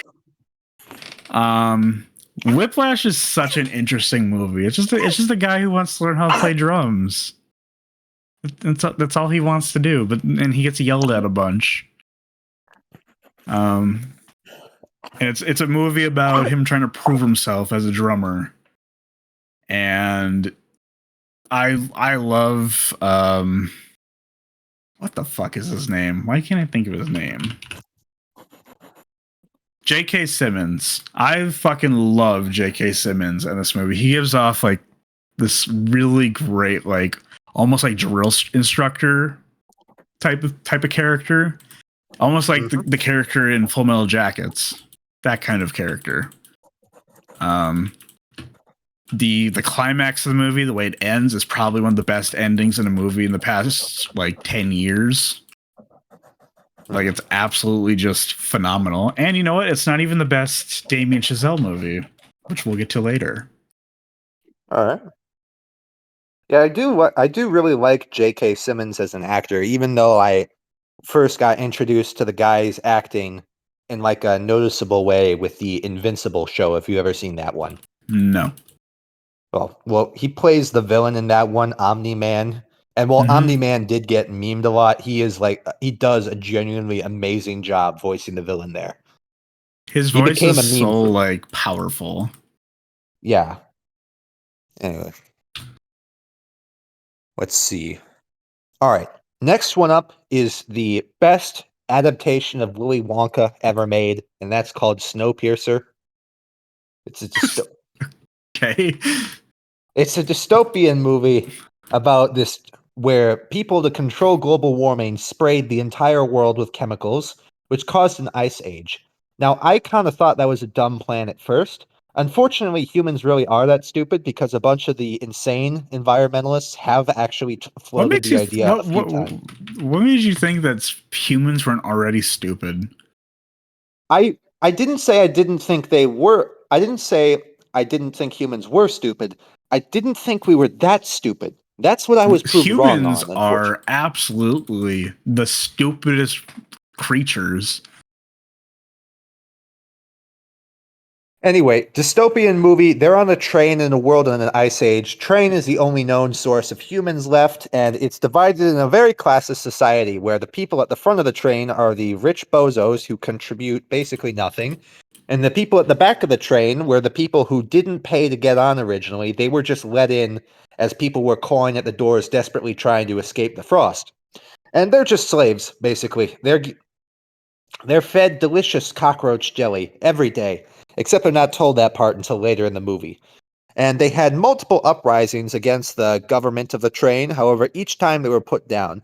The plot of this movie is essentially they managed to break through the train, well, the first layer of security, and it's our main character and his hit squad of friends is going through the rest of the train, passing through trial after trial so that they can reach Wilbur, the guy who started this shit show of a train, and take him out and get him to fix, things in the train. Now, the movie is I usually kind of like movies. Look, I do like angst and darkness in my movies and stories, as long as there's a happy ending. And in this one, it's kind of what you said in quite a few of your movie reviews. This is not a very happy film, and they do have a happy moment where they break out of the first wing of security as they pass through the rest of the train. But this film is kind of excellent at like shitting on every hope you have and still letting them like win in the end. Sorry to spoil, but it's an excellent movie, and you may laugh at me for saying it is a Willy Wonka spinoff, but if you watch, there's like this one YouTube theory that covers it, and turns out the film actually was its main inspiration was Willy Wonka and the Chocolate Factory, which is a fucking bizarre fact. But once you realize it, you can't really unsee it. Okay. Anyway, Snowpiercer. Number 16. Rosemary's Baby. It is a movie about... How do I describe it? It is a movie about Okay, so husband and wife want a child. Husband, she gets drugged, basically, by another couple in the building. He rapes her, and... Husband? Yeah. And then... then she's pregnant. She's gonna have a child, but something she will soon realize is that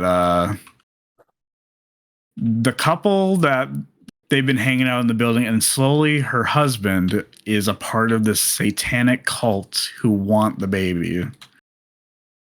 And it's a movie about her paranoia and also her trying her best to get out of there.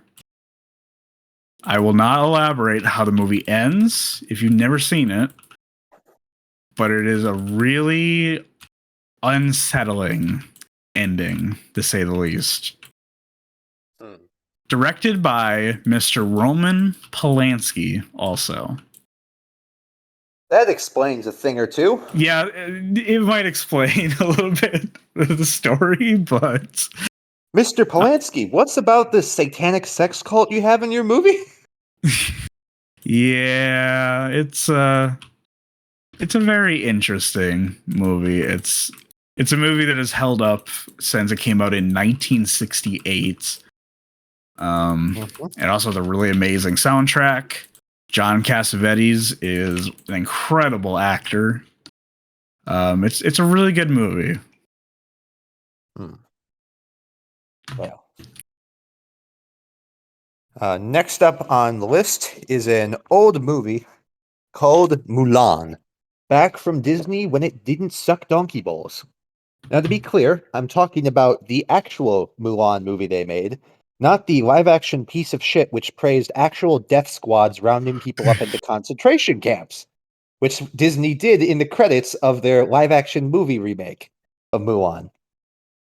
So, the original Mulan is basically, in my opinion, the culmination of everything of the Disney princess formula they worked out, where it's the great animation, establish who the character is and what they want and how they're going to get it, the cool villains, the great soundtrack and the songs that just pop with life and energy, which really aren't there in modern Disney movies, but to avoid being salty in Mulan, it's essentially the whole film has a lot of great elements that circle around the main character of Mulan, who everything she does in this movie is based off the simple fact that she loves her dad, genuinely loves him, despite the issues in their relationship. And when she sees that he might go off to war and will basically be guaranteed to die if he does go, she decides to take his place. Like every move, it's one thing I hate about, especially about the Disney remake, where they focus it specifically on oh, Mulan wants to be a strong, independent girl. She just wants more power for herself. It's proving that to herself she's strong, which every one of those is a selfish motivation. When Mulan, one of the reasons why the original character was so easily lovable by pretty much everyone is she is someone who will literally put their lives on the line to protect their own family, even if they're disgraced for the rest of their lives. It's got great animation, amazing songs. Mushu, he's decently funny, even though who is the voice actor for Mushu? I have no idea. I've never seen Milan. You never seen it? Nope. Definitely worth a watch. And it's got one of the best climaxes to a Disney film ever. Two of them, actually. Okay. Yeah, it's. Anyway, that's my thoughts. All right. Number 15. There Will Be Blood, directed by Mr. Paul Thomas Anderson. This is a movie about greed and capitalism, I guess. Except it takes place in I don't remember. I think it's the early 1900s, I think. But it's about a father and son. The father has an oil business, and something happens to the son, and they become enemies. And he kind of works. He ends up almost like child labor into the father's oil business. And eventually from what I remember, he either gets really sick or he goes and ends up making his own business. I don't remember exactly what happens. But it's a good movie about what greed can do to somebody, though. And that's why I really love it. It also has fantastic cinematography. Really good music. Anything that Daniel Day-Lewis is in is top tier acting too. He is a phenomenal actor. And that's There Will Be Blood. Probably my favorite Western movie of all time because I fucking hate Western movies. Was that really made in 2007? Yep, 2007. Came out the same year as No Country for Old Men. I swear I saw something like that movie in the theater 2 years ago. Some Irish guy with an oil well exploding above him. Oh, Killers of the Flower Moon? Maybe that. That's a completely different movie. I know. I was just trying to rack my brain, so. That's more of a movie about I think it was a murder in the Ojibwe tribe or something like that. I think it was they found some oil. Some Oklahoma tribe found some oil. That's Killers of the Flower Moon. And I think this mob from the East Coast came in, married into the tribe, and then started killing them. Yep, that's Killers of the Flower Moon. All right. So, all right, the next one you're almost guaranteed to have not seen. It is the animated trilogy of movies based off of the first arc in the Berserk manga. Now, if you don't know, I know that sounds very specific, but Berserk is essentially a very dark fantasy manga covering a mercenary swordsman named Guts, who has a giant sword which is taller than himself. And the main character is essentially the actual embodiment of the meme "man too angry to die." Essentially, he fights as a mercenary in a mercenary band after getting forcibly conscripted during a war between two kingdoms that's been going on for 100 years.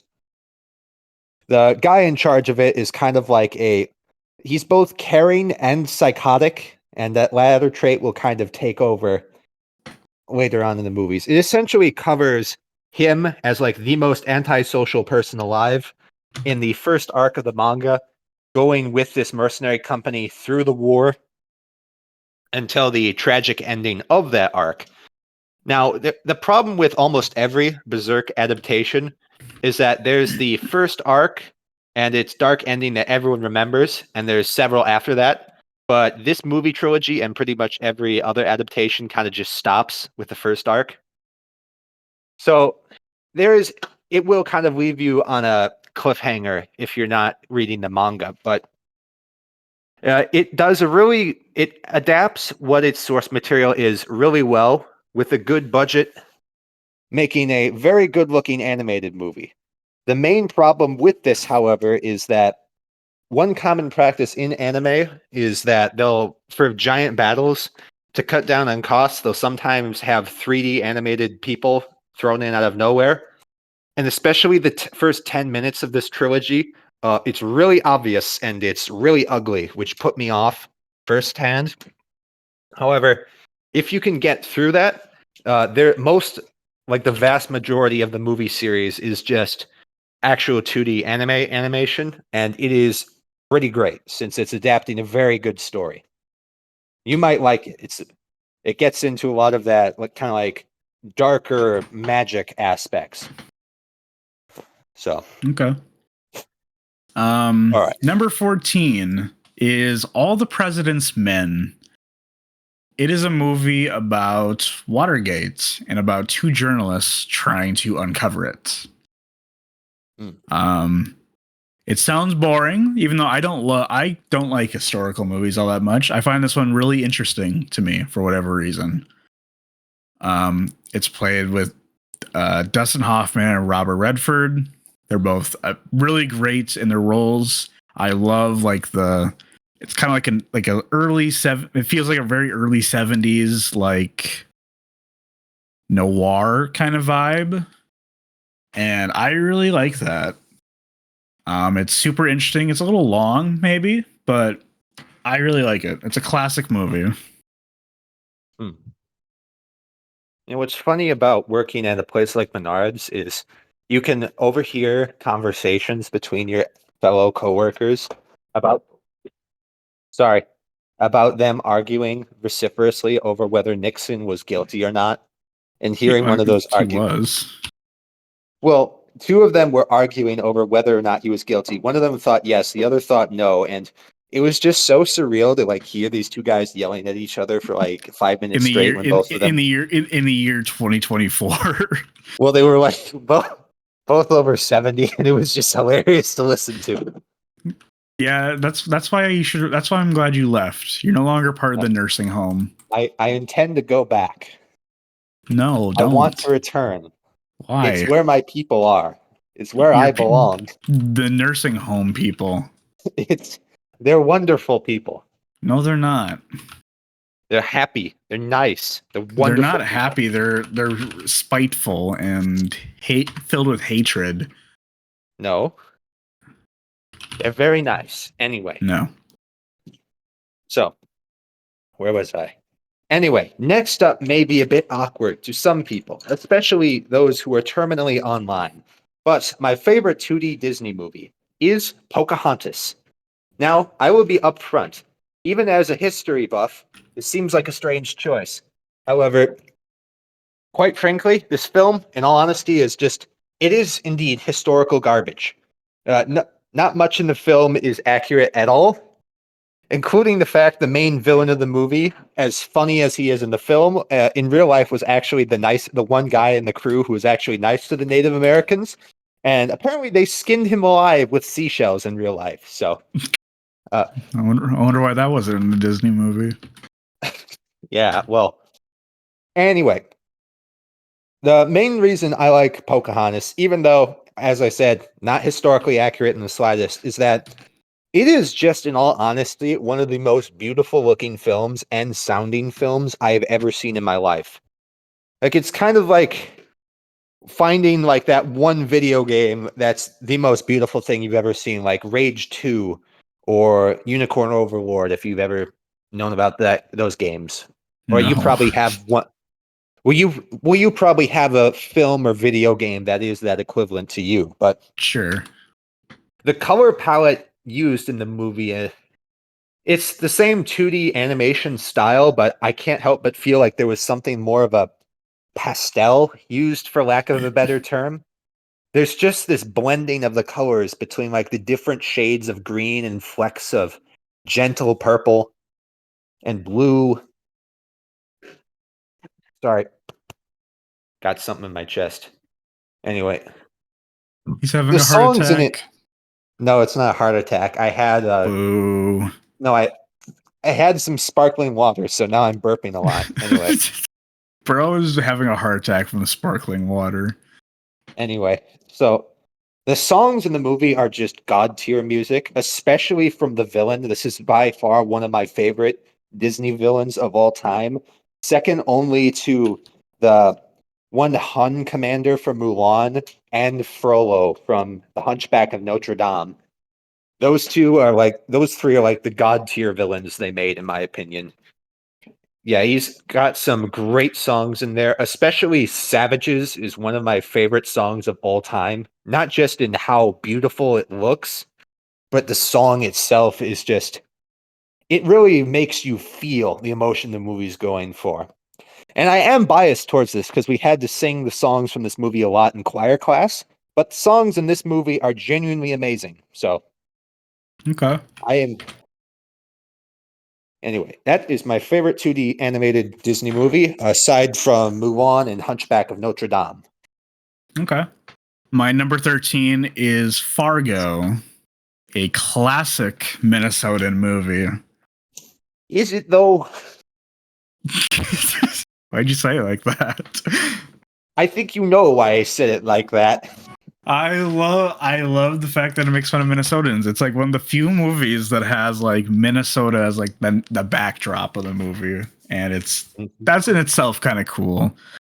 But it's also just a really fun story about murder and kidnapping. Interesting. Have you ever seen it? I have not seen it. You Also, were boring. I thought Fargo was a city in the Dakotas. Yeah, it is. Then how is it a Minnesota movie? Shut up. That doesn't answer my question. Shut the fuck up. Your opinion does not matter. I'm genuinely curious. How is it a Minnesotan movie if your it's in the opinion doesn't Dakotas? matter. Shut up. Shut the fuck up. Yes, it matters to me. No, it doesn't. Shut up. Anyway, it's a really good movie. There's some really good acting. Steve Buscemi is great in almost anything he's ever been in. Just check the movie out. It's a great movie about Minnesota because it's a Minnesotan movie. That happens to take place in the Dakotas. It doesn't take place in the Dakotas. It never says the movie takes place in North Dakota. You see clearly things that are in Minneapolis. There's no such thing as North Dakota. So they're just catfishing. No such. Who the fuck wants North Dakota anyway? Like, let's be serious for once. You gross. Let's be serious for once. For what? Like, fuck the Dakotas. Hey, they're nice people. There's just not much out there. No, fuck them. I got family out there. You're not having intercourse with any of them. You understand?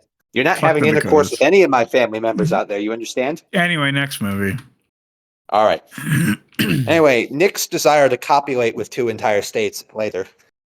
We have The Watchmen. Now, Nick has already reviewed this movie before. And this may seem a bit weird since, admittedly, it's not the best adaptation of the graphic novel, which, in my opinion, is better than the movie. However, to be honest, Watchmen is one of those stories that's so amazing that even though the adaptation is inferior, it's still good because its source material is great. And the film essentially covers this investigation carried out by a few ex-superheroes after they were all banned during an alternate dystopian version of the Cold War, where Nixon is somehow president for 5 terms and not like dead of a heart attack like in real life. Anyway, Nixon died like 20 years after he was in office. Well, look, I don't love or hate Nixon, to be clear, but I really don't think that man would have survived 5 terms in office, you know? Especially in this universe. There's no president that's ever had 5 terms. Well, it's explained in universe that basically Nixon was able to abolish the term limits since he used one of the heroes to win in Vietnam. So, I mean, that sounds about right because Nixon was a very corrupt person. well, the main plot of the movie essentially covers this investigation started after the murder of one of the most controversial and popular superheroes, who was basically the comedian. He was basically a government stooge and hitman. And it goes through these different people's lives. The interesting thing about this movie and the story in general is it's not just focused on the investigation and the superhero stuff. It also covers like the lives, both past and present, of the superheroes. Mainly Mhm. mainly the main character, the Blue Doctor guy, who I forgot the name of somehow. Damn it! Hold up. Give me a second. I need to get this right. It's incredible. It's incredible. Watchmen is even in your favorites. Well, it's one of my favorite books of all time. So It's fair, I anyway, guess. Still really well, weird. anyway, sorry, Doctor Manhattan. It covers their lives, what caused them to become superheroes, and what their lives are like after it. And it's weird because the story also goes into like general philosophy about life. Like Dr. Manhattan can like see and know almost everything, so he's become like a complete nihilist. He doesn't think Mhm. humanity matters at all. It doesn't. And well, shush. And the film essentially goes over, it sets up from the very start this one tiny thing you wouldn't second guess, but it when it reveals it like near the end of the movie, it, not to spoil it, but it's this bizarre twist that's strange, it's not logical, no one could see it coming. But because it's all of those things, Dr. Manhattan realizes he finally gets some joy back in his life because it's weird. Life can surprise him. He shouldn't let life die, because if it does, what'll be left? Dead wasteland. Then Yeah, that what'll sounds about he right. be worth? And then, yeah, all the characters in Watchmen, the movie, are pretty excellent. And some of them, like Rorschach, are actually expanded on from who they were in the comics and are actually made a lot better, in my opinion. Like a lot of the actors, but especially the guy who voiced Dr. Manhattan, the guy who did the villain Ozymandias, and the guy who did Rorschach are like should have gotten like a gold for their performances. They did an excellent performance all the way through the movie. And while the ending twist is kind of awkward, because in the comic, Ozymandias, to stop nuclear war, made an alien-like creature with his scientists, teleported it to New York to trick America and Russia into thinking there was aliens to stop nuclear war. They kind of do the same thing, except they use a quantum bomb and then frame Dr. Manhattan in the movie, which is a very weird change because it has the same result and there's no real reason for it to be made, but it has this, in the end, it does have the same result and ends with a heartbreaking ending, which is essentially peace established under a lie, but that lie is extremely brittle. It's a excellent, well, it's not a great adaptation, but on its own, I think it's a very good movie because it does capture the soul of what it was trying to adapt, even if it didn't do the best job at that. Okay. Number 12. This, I'm going to go on record and say that this is this single-handedly one of the most traumatizing movies I have ever seen. Requiem for a Dream. This is a movie I really want to make you watch because yes, it's very traumatizing, but it's also like one of the best movies ever made because you will never the reaction you will feel when the movie ends is unlike any other movie you will ever watch.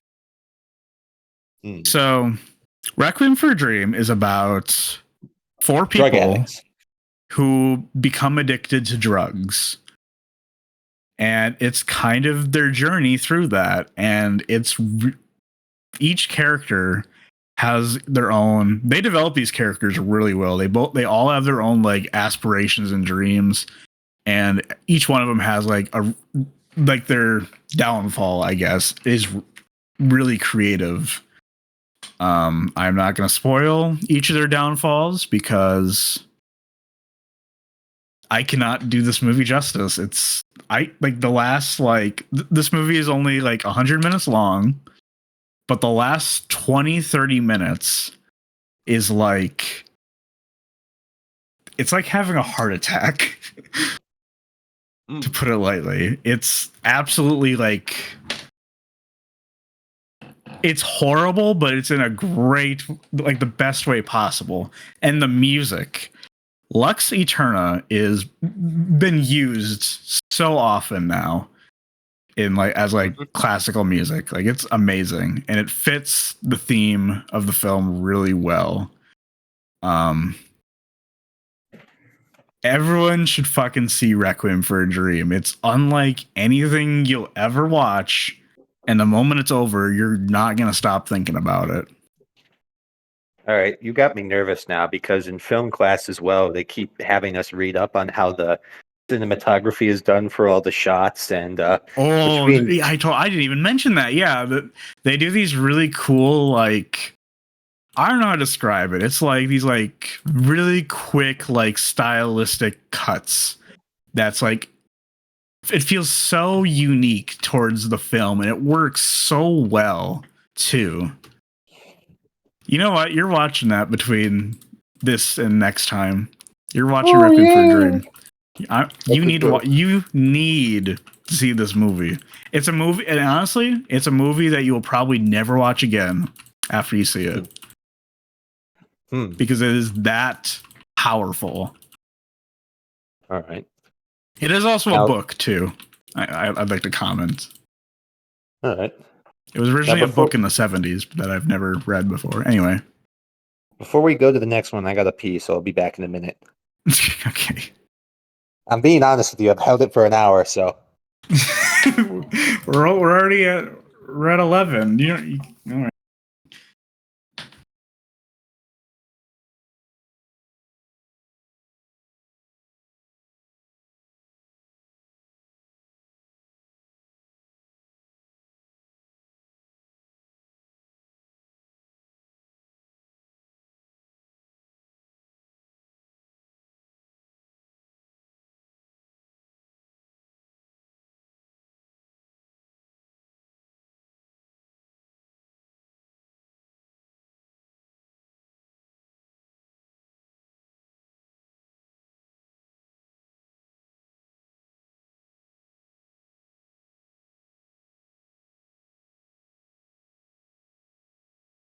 All right, my apologies, but that was desperately needed. That came out like a firework. Anyway. That's crazy. All right. We're at number 11. We're getting near the end. Now, Sacha Baron Cohen is mainly famous for Borat, for good reason, admittedly. However, my favorite film of his is not even Talladega Nights, which I also think's funny with him in it. He's in Talladega. I forgot about that. Yeah, he does a great performance in there. But in my opinion, how about Bruno? I have not seen Bruno yet. That's a quite an interesting movie. He plays like this gay model. Really? Yeah, and it's like almost in the same style as like Borat. Is it kind of like what's that Adam Sandler movie where he pretends to be gay? Chuck and Larry. I now pronounce you Chuck and Larry. Is it like that movie? I've never seen it. Well, it's in the same format as Borat. It's like mockumentary. I think. Anyway, to get back on track, the dictator is essentially him playing the grand dictator of the fictional African nation of Wadiya, which is literally on the map, just imposed over Eritrea, which I find hilarious. Since most people would never even notice that. But yeah, because you're such a fucking nerd. Oh yeah, I can point to a country on the map and get it right. I'm such a nerd. Anyway, so tell me where Brunei is. Brunei? Oh, that's over near Malaysia. You are fucking sad. No, that is where it is. Yeah, but that's really sad. You're not even explaining how you know where Brunei is, of all things. I just happen to know that. Anyway, it's Where's essentially Bosnia? it's right north of Serbia. It's sandwiched Fuck. between Serbia and Croatia. Bro, get a life. No, I have a life. No, you don't. Admittedly, no one's been in the house but me and the dog for the past 6 hours. So That is the like, isolation's. bro is minutes away from killing himself. I am not going to be suicidal. I am not. Why I was not? about It's to say fun. like Epstein, but he didn't kill himself either. But it's Anyway, fun. back on track. It's essentially a crude comedy movie where he gets kidnapped in New York, gets stripped of his identity, while his uncle tries to sell out the country to Chinese, British, and American investors. And it's just one of the best comedy movies I've ever seen in my life. And that may stir up some jimmies when it comes to Nick and the like, but I just love the movie. It's funny to me every single time. And the performance by Sacha Baron Cohen, no insult to the guy, but he plays a retard very well. Once more, I'm not trying to insult the guy. I'm not trying to insult the actor. I'm just saying his acting, he it's like the light. It's very rare when an actor is like so invested in a role, you can like see themselves in the character from like the light in their eyes, if you know what I mean. But he just is able to do that in his performances. You should not be allowed to talk about people. Shut up. A very good movie. Anyway, next one. Okay. Number 11. Speaking of Adam Sandler, Punch Drunk Love. It was the first serious movie that Adam Sandler ever did. And he's an incredible actor in like a serious role. Basically, Adam Sandler plays like I don't want to call him autistic, but like socially awkward. How about that? All right. Basically he gets entangled into these things. Like he gets entangled into this phone sex hotline, which then turns into like some like this gang. He finds this woman that he's attracted to and flies all the way out to Hawaii to see her. Like, and he also has like a small business. It's the way I'm describing it is probably not doing it justice, but it's a really, really good movie. It's a very simple movie. It's very diegetic. It's very short. It's like barely 90 minutes.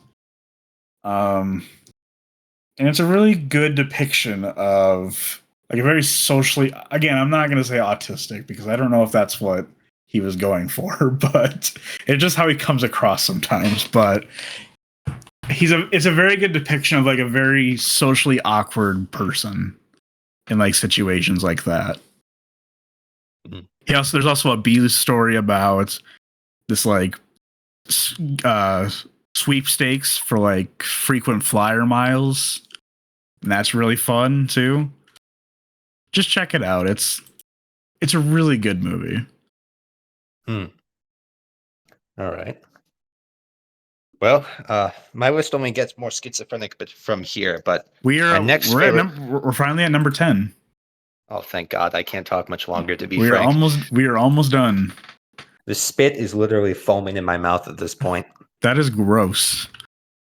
That is what happens when you talk for too long. But anyways, my next favorite movie is Megamind at the number 10 spot. Now, most people would find it. Okay. Most people would find it kind of weird to put that over something like Oppenheimer. Yeah, you are actually autistic. How did you know? You actually have like a tumor or something up there. If there's even anything up there.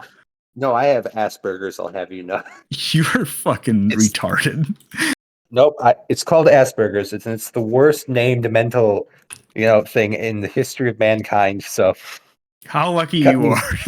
How lucky you are to even have that condition. Mm-hmm.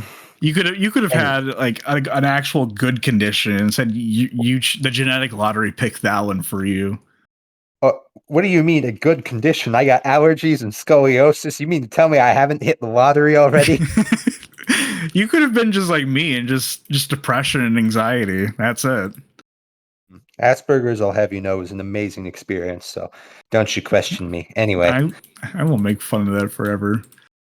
Anyway, Megamind is an animated movie where Will Ferrell, as a blue alien, crash lands on Earth. And he and this other alien kid named Metro Man essentially become your typical Superman versus Lex Luthor style superhero versus supervillain. Now, the start of the movie basically establishes their dynamic, and at the start, it's a very, kind of generic superhero kind of relationship.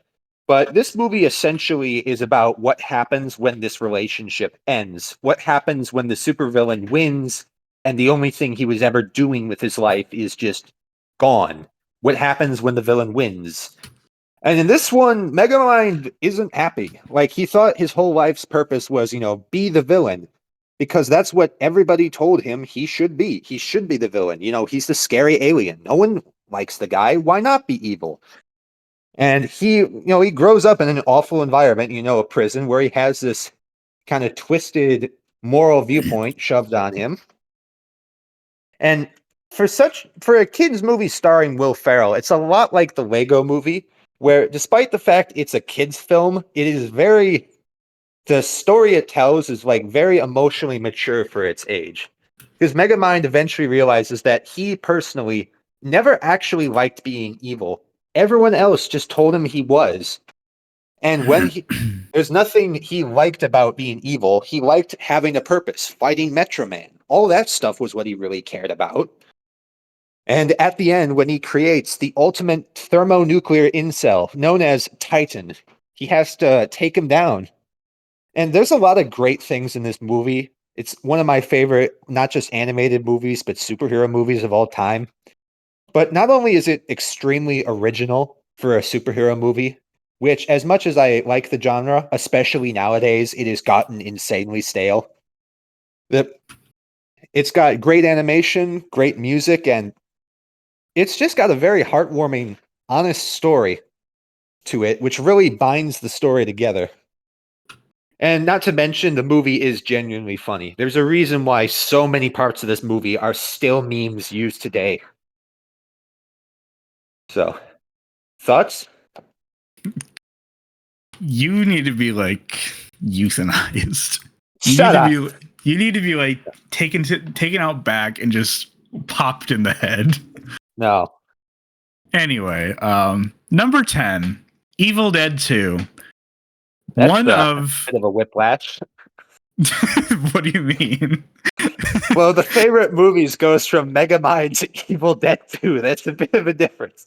Evil Dead 2 is one of the greatest horror movies ever made because it's so unserious. It is so goofy, so over the top.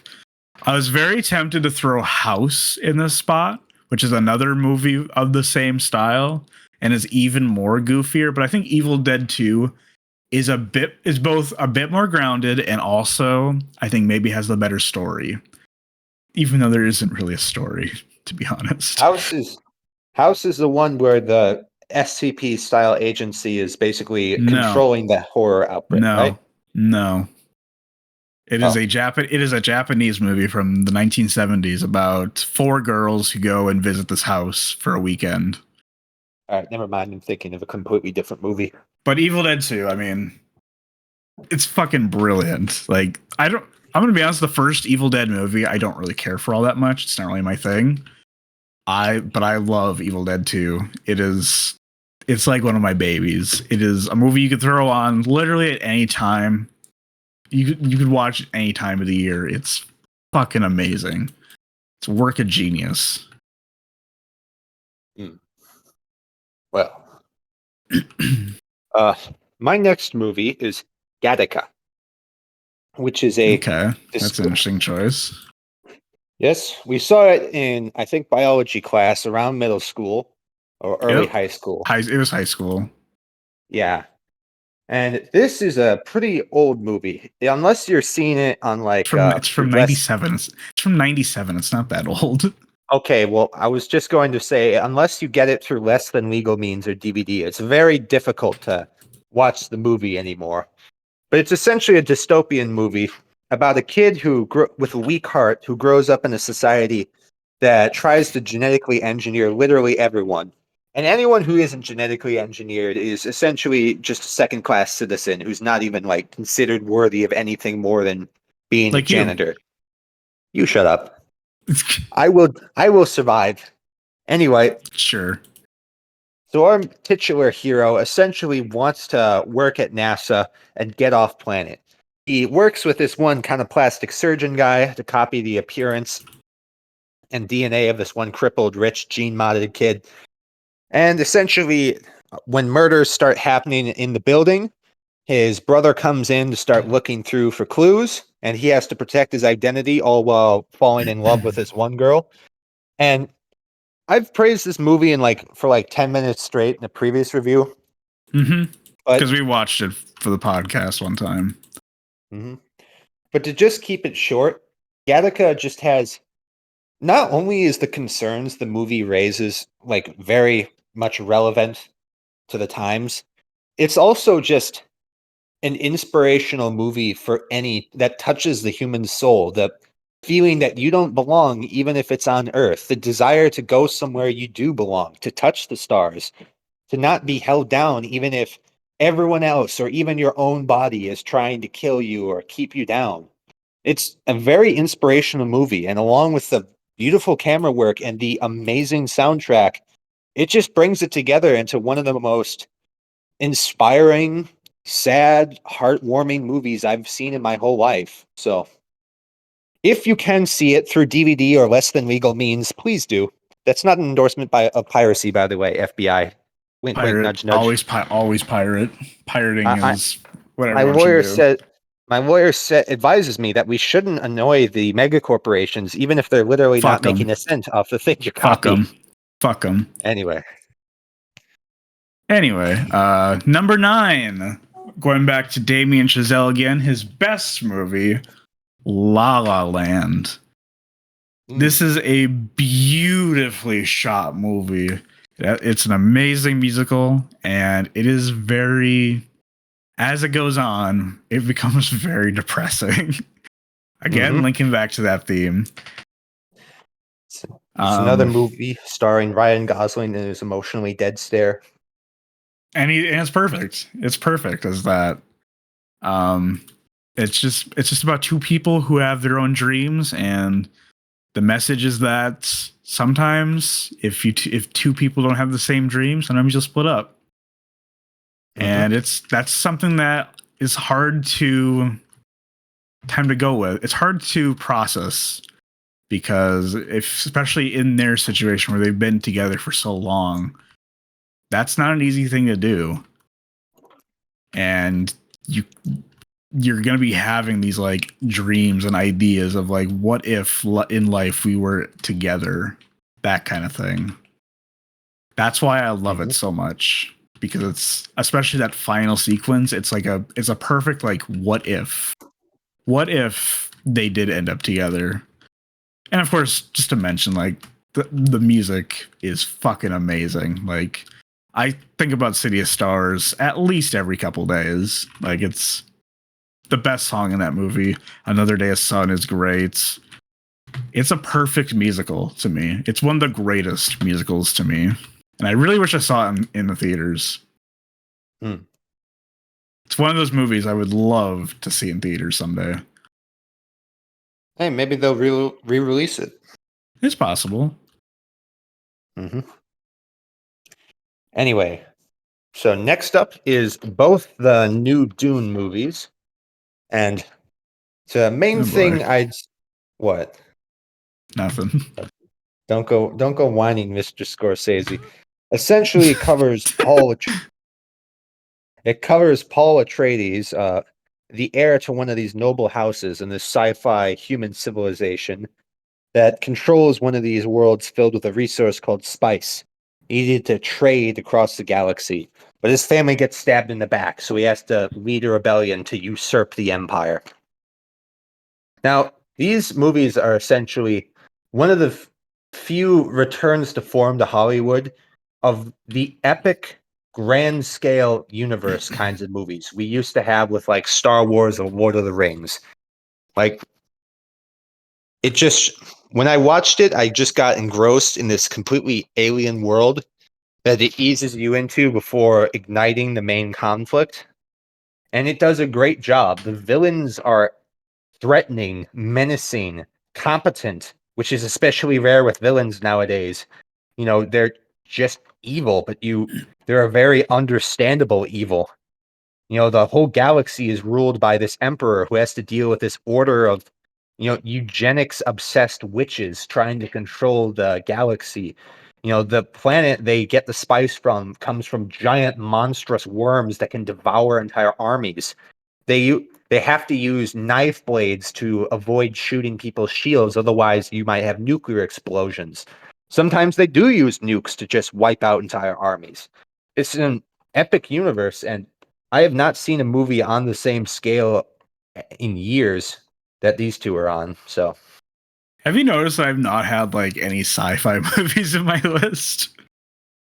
well, now that you mention it, I've had none in my list. Hmm. Well, you actually do have one. Have I said it already? The Thing. Oh, I haven't said that yet, but I guess that's a sci-fi movie, kind of. I would say it's more of a horror movie, but anyway. Number 8. It is Zodiac. As I've mentioned before, I love David Fincher's directing style. He might be one of my favorite directors, to be honest. And kind of like All the President's Men, which is about like it's a very journalistic, investigative movie. It's the best way to describe it. It is a movie about a team trying to crack the Zodiac killer case. I saw it for the first time in a forensic science class I had in high school, and I immediately fell in love with it. I love the tone of the movie. It's shot so beautifully, and there are some scenes that actually are actually kind of terrifying, because there's like a scene, for example, where I'm not gonna talk about that because that'll spoil it. But just know that there are scenes that cause like genuine scares because of just the tone the movie makes with it. Is it maybe a little too long? Maybe. There are some cases where I wish certain scenes were actually longer. The movie takes place over like 30 years, I think, if I remember right. And of course, as we know, the actual Zodiac killer was never caught, and the movie makes mention of that, including like some guesses that the movie has as to who it is, which is really interesting. And even all the people that they think is a Zodiac killer, they all have like really interesting stories behind them and are like genuinely really interesting, like really creative. Robert Downey Jr. is in it. He's fine in it. Jake Gyllenhaal is kind of the main reason for the movie. He's kind of the best part of it, and how like devoted he is to the case too is also like really well told, I think. It's a really amazing movie.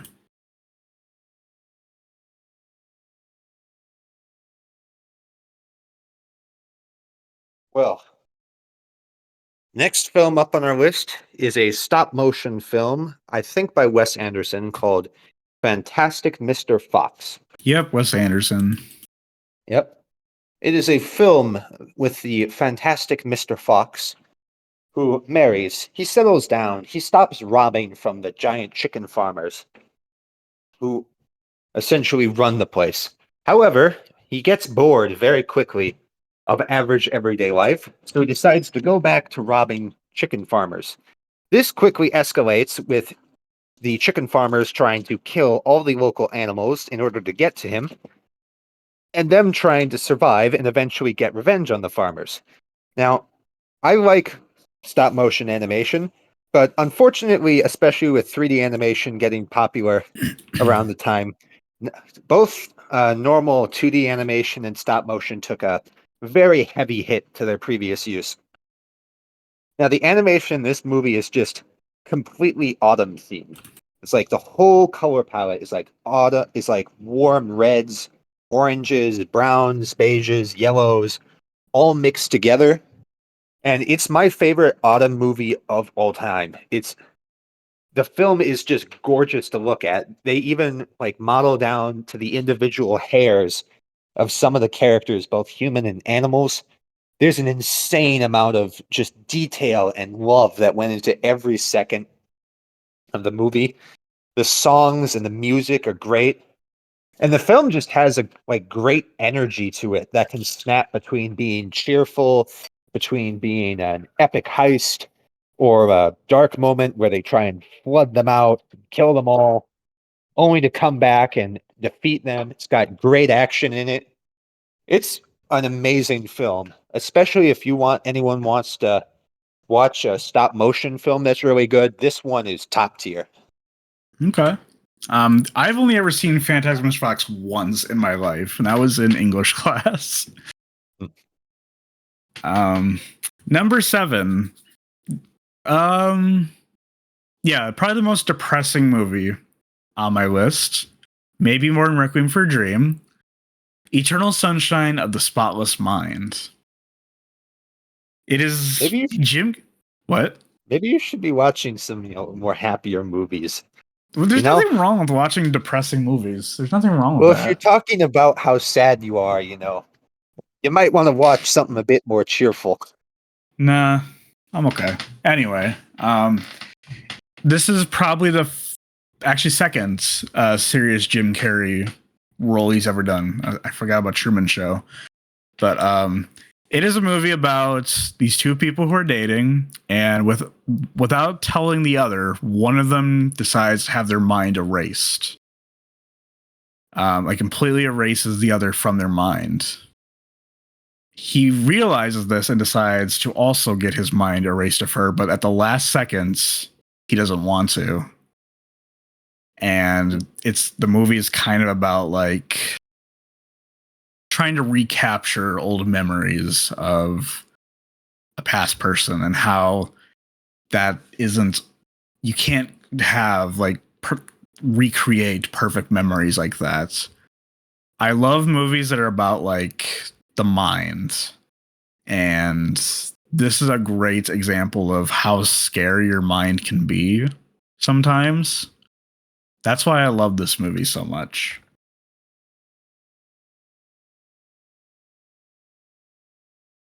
All right. Jim Carrey in a sad movie. That seems like a strange combination. You know, it's crazy because he actually pulls it off really well as like a serious actor. Hmm. It's also the only thing, I believe it's like the only movie that director has ever done too. Like I don't think he's made a movie since then either. Hmm. Strange. All right. Getting up to the last few. Next one up is Incredibles. Now, Oh if I remember God. correctly, you didn't like this one the best, but in my No, I opinion, don't. this is the best superhero movie ever made. It was made at the peak of Pixar's talent in animation, and pretty much everybody knows what this movie's about. It's essentially, Mr. Incredible, he ends up down on his life after his peak into mediocrity, and he essentially rises above that, but it ends up focusing back on the family, bringing back together the family to fight a common threat. And Mm-hmm. the animation for its time was just, it looks cool. It's got like its own kind of like retro 50s style to it, both in the past and the new gray world they end up in. The characters are all stylized and unique. It's got some amazing music to it, as which we're pretty much noticing in a lot of these top picks. But I just love the movie. It's got one of the best twist villains in it. Syndrome. who I literally forgot about the first time I watched the movie, and then he pops back up, and you're like, "What the hell are you doing here?" The movie is just it's a very enjoyable film. It's a shame the sequel was so mediocre. Anyway, that's my thought. Number 6, The Shining. The Shining, I would say, is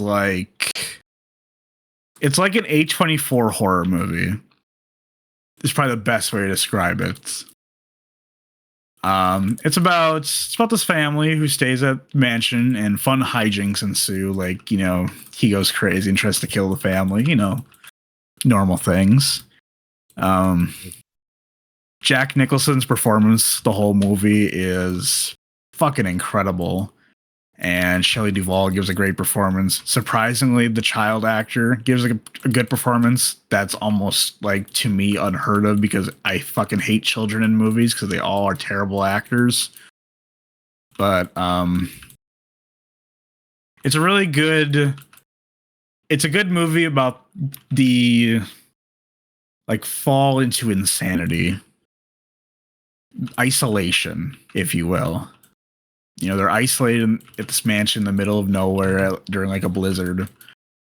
And there's some interesting, like, some interesting stuff about it, like the ending, spoiler alert, that it's been revealed that Jack has always been the caretaker. It also has really great music. I love its use of, like, classical music. Not a lot of movies can pull off classical music as their score. I also really like the deep droning of the synth kind of score they have at the beginning of the movie. Stanley Kubrick does, like, an amazing job with almost every movie he does. And you can argue this is probably the best thing he's ever done. But I have one other movie that tops this, only because it means a lot to me, which we'll get to later. All right. So for the next movie for me, We're in the top 5 now. All right. We're almost done. So the 5th movie is The Death of Stalin, a political thriller and a black comedy. Okay. Makes a kind of what? I was not expecting that. You know the movie, right? Maybe I've seen some Stalin movie. I don't remember what it was. I saw it in a social studies class. Oh. Might be the movie I'm talking about, but The Death of Stalin is part black comedy, part thriller, political intrigue about the chaos and power struggle that happened after Stalin died in the Soviet, and the various underlings of him competed to take over the Soviet Union. It starts off establishing pretty much perfectly just how totalitarian Stalin's Soviet Union was, where the music performer, one of his guys is sick, and they're trying to find a replacement because the song they're performing is Stalin's favorite. He requested a recording of it, and they know that if they can't get it right, he will have them all shot. It starts off with that for the first 5 minutes. Based. I would do the same if I was a dictator. Well, after he dies, it essentially establishes all of his subordinates and how they are going and what they do after he dies. And the thing is that really makes the character interaction great in the movie, it is heavily based off of real life, is the fact that in real life and in the movie, all of these guys were both extremely ruthless and power hungry, but they were also very awkward ass kissers who couldn't be too politically ambitious because Stalin would kill them in 3 seconds flat if he got suspicious of them. Mm-hmm. So now that all these, ruthless ass kissers have to get along without Stalin wrangling them all to try and keep the Soviet government functioning while keeping the news that Stalin's dead and burying his body, a secret. It's very awkward and difficult for all of them, especially since the chief of secret police, Beria, one of the worst human beings legitimately to have ever lived, essentially tries to take over as the reformer. And then you have Steve Buscemi as Khrushchev, who opposes him. Now, I don't mean to throw any flack towards Steve Buscemi because he legitimately does a great job in the acting role. I just found it confusing when I realized that he was supposed to be Khrushchev, since Khrushchev, to be blunt, had like twice the thickness in terms of his head compared to Buscemi. He doesn't have the wart or like 50 pounds that Khrushchev had. Mm-hmm. It's a minor complaint I have about the movie. Aside from one scene where they clean out Stalin's apartment, the film is actually shockingly accurate to real life. Like how Stalin's son, well, one of his sons, essentially accidentally got the entire nation's hockey team killed when he had them go on a plane through a winter area. But due to the winter storm, the plane crashed, and his son was basically lying about what happened to the hockey team because he didn't want the secret police to find out or his dad to find out he accidentally killed the whole country's hockey team. It's like stuff that's so fucking ridiculous in the movie that you think it's fiction, and then you look up Yeah. and realize, good God, he actually did kill them all on accident. It, and Wild. yeah, the film is it is basically the opposite of Ridley Scott's Napoleon, which was a terrible film to watch, but also had so many historical inaccuracies. It was like an anti-documentary. You learn less by the end of it. This film's Yeah. the exact opposite. It is wildly entertaining throughout the whole way through. And aside from that one scene, you actually learn a hell of a lot of how this system works. And it just communicates very well the inhumanity of this system, where the people in this movie are like openly live and die based off the political shit show between 12 guys squabbling together. 12 unimpressive men who are only in power because they were just brown nosers who were willing to obey orders. It also has the villain, Beria, who is um, I don't know the actor who played Beria in this movie, but he is amazing at his job. Mm-hmm. He swaps between being one of the scariest people you have ever seen. Like, it has a first person shot out of nowhere where it's from the perspective of a wife from one of the main guys, Molotov, where Beria officially tortured her to death, but in reality he was keeping her alive as a secret to use like a political pawn. Mm-hmm. And it's just because right before, when he was walking through the office, it's just casually, oh, cut off this guy's ear, you know, shoot them 3 times, and bury them, and dump the body in front of the family. And then by the end of the movie, where, spoilers for real life, Beria failed to take over, and he's in this barn with the Russian army there, and he's having his crimes read off, like stuff like mass murder and child rape. You have this one of the worst people to ever live just blubbering like a child. The actor, sells, like Beria did in real life, just selling the act perfectly. So Mm-hmm. the music is also great. It's like almost exclusively classical Russian music, and thankfully it's just epic. So Okay. All right, number 5, Fight Club. Fight Club is... There isn't a whole lot to say about it that hasn't already been said.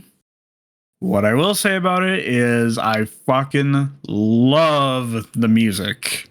The score is... It might be one of the greatest scores for a movie ever. Like, it just goes so hard. The movie is also really good. It's probably the best thing Edward Norton's been in. It's definitely the best thing Brad Pitt's ever been in. I love the whole twist of it. I mean, you know how much I love like mental disorders and stuff, like split personality thing. Yeah, that's fun to me.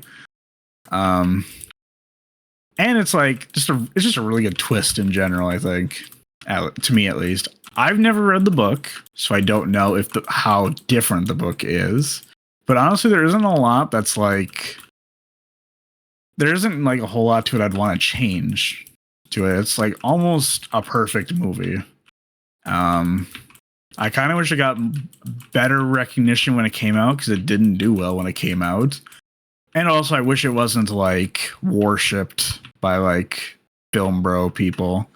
because that's just stupid. Isn't that also the movie where they take people's liposuction fat and use it to make soap for rich people? I don't remember that. I remember that happening in the movie and just being baffled when I saw it. Oh yeah, it is. That's right. Oh, I totally God. forgot about that. It, But it's to be just fair, horrible. but to be fair, Tyler isn't a real person either.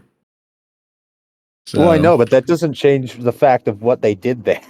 sure, but It's so you know, it's it's so morbid because it makes it look so easy to do. It makes you wonder if anyone has done that before.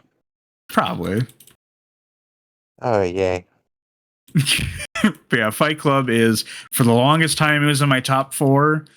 That recently changed with the next movie I'll get into in a little bit. All right. So, this movie is unfortunately really, really hard to find outside of YouTube, and the YouTube version is kind of compressed with a screwed up like audio and visual part. Now, this does suck, but it doesn't ruin this movie. It just hampers it a bit. The Great Martian War, made by I believe the History Channel, is an So it's a alternate history. documentary. It is an alternate history documentary based Okay. on a world where instead of World War I happening, a Martian invasion inspired from War of the Worlds ends up starting in Germany, with it trying to overrun all of Earth. And the best, now it essentially mainly focuses on the Western Front and how insanely difficult and horrifying it was to just even stop this unrelenting mechanical onslaught unleashed by the Martians. Mm-hmm. Now, the main benefit of this movie is that there's a lot of movies where there's like a main plot, but sometimes it's kind of slow or fast, or it just Yeah. kind of waffles off where it shouldn't be. The Yeah. main thing I think is great about this movie is the central part is the sheer terror from the Martian invasion and trying to stop it, and how the Allies can hurt these things. They can throw new weapons, new tanks, new planes that can stop and slow this thing, but it is Mm-hmm. also always getting stronger. And the alien design in this movie is just phenomenal.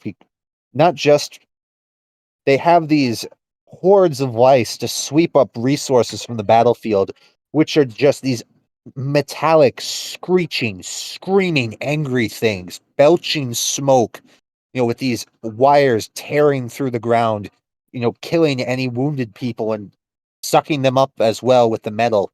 It's got these giant, you know, towering war machines blasting sirens throughout the entire world, causing explosions wherever they go, poison gas and all the like.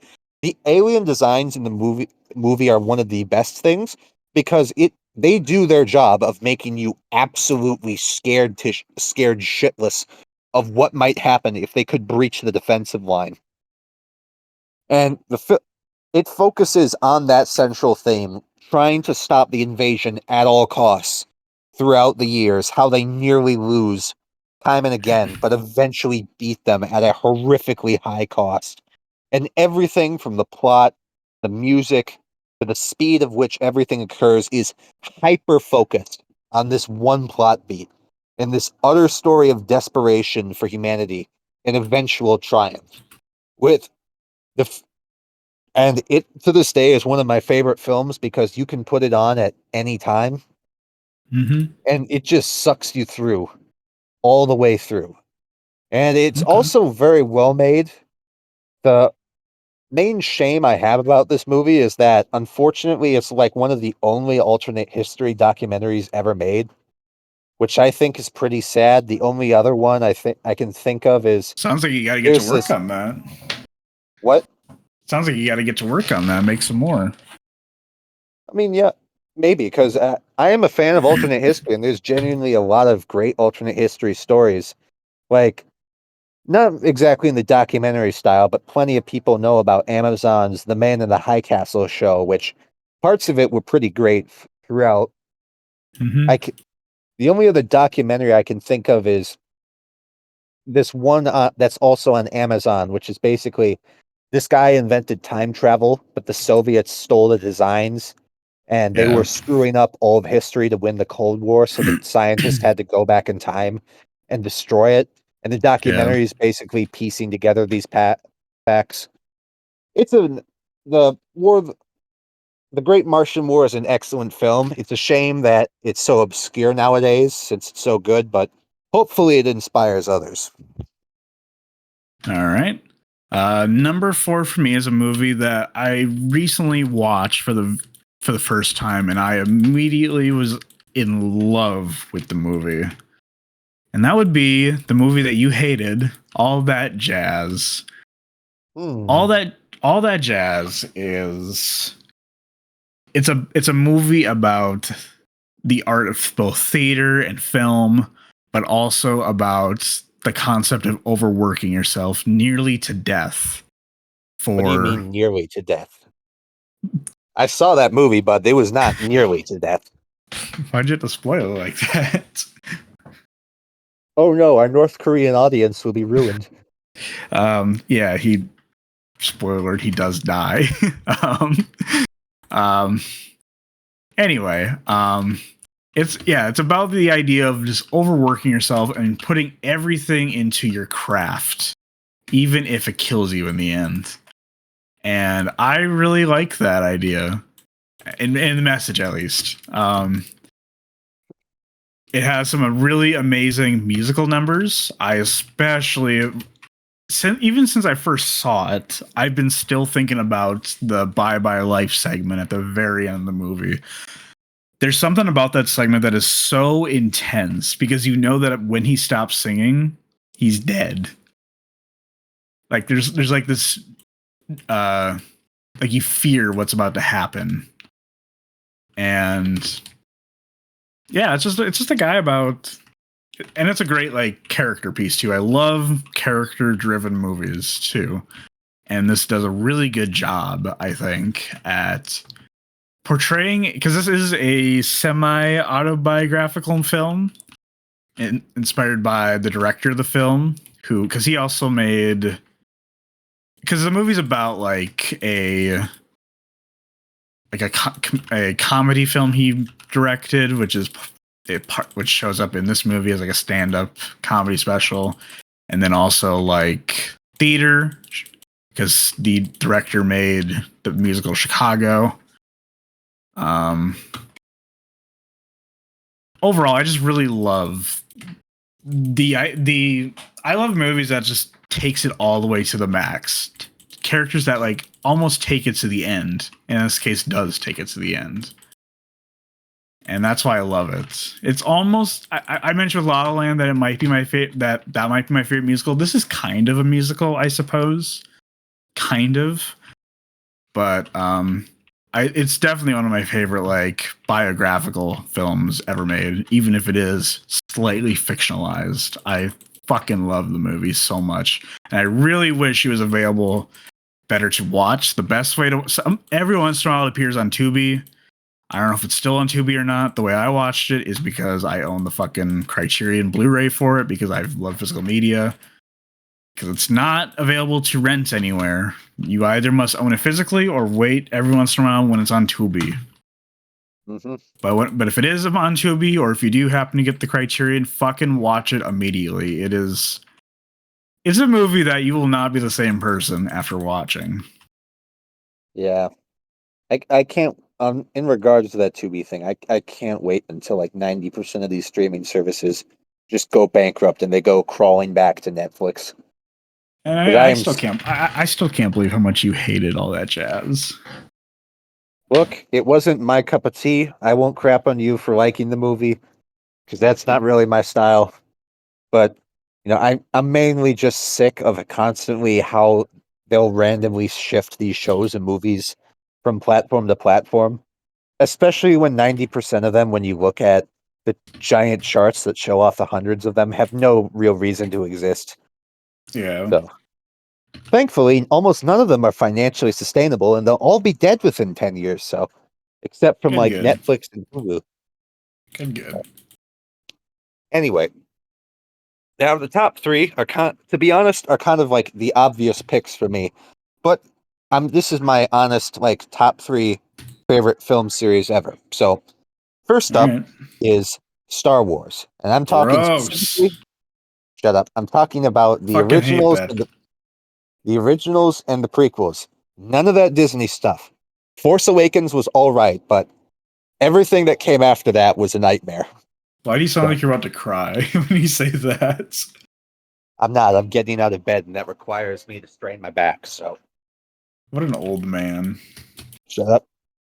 Continue. You see, Nick, when you have surgery that reworks your entire body, you'll understand my pain too.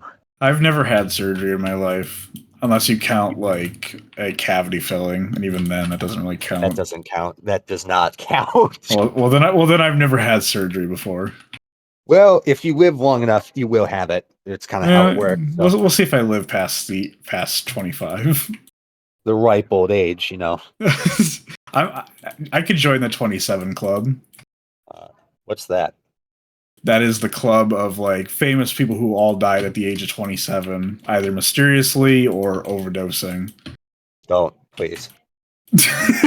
Wait, it'd be really sad if I was to lose you, bud. So, Anyway, continue. all right.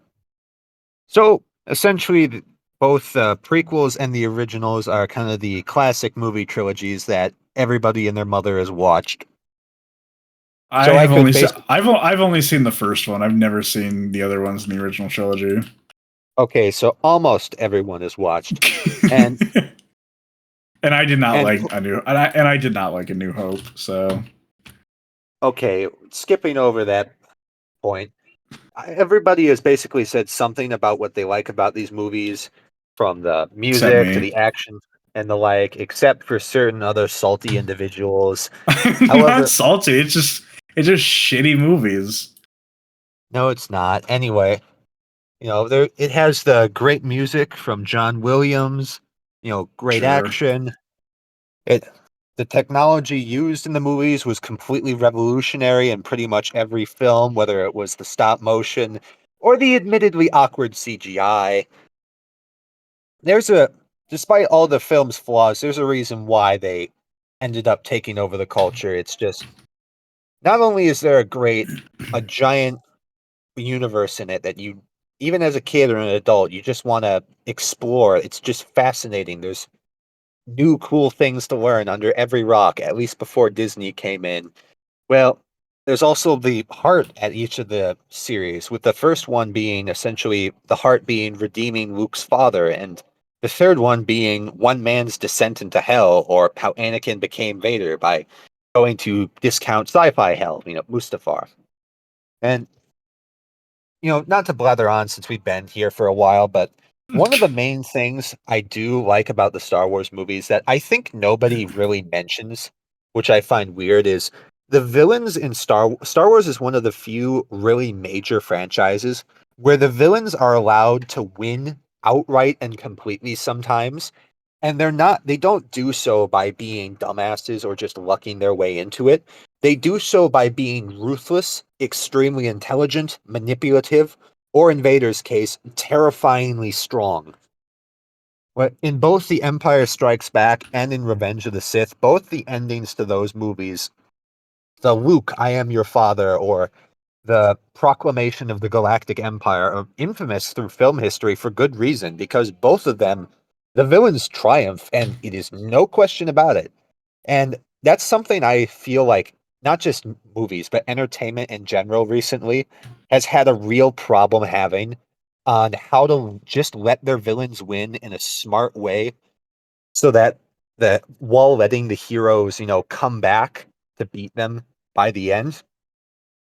And that's one of the best things a story can do, in my opinion, and Star Wars does it excellently. Because if the villains can win and have won repeatedly, that means you're actually afraid for what the heroes may have to go through. It, which is basically the opposite of, say, modern Marvel and DC.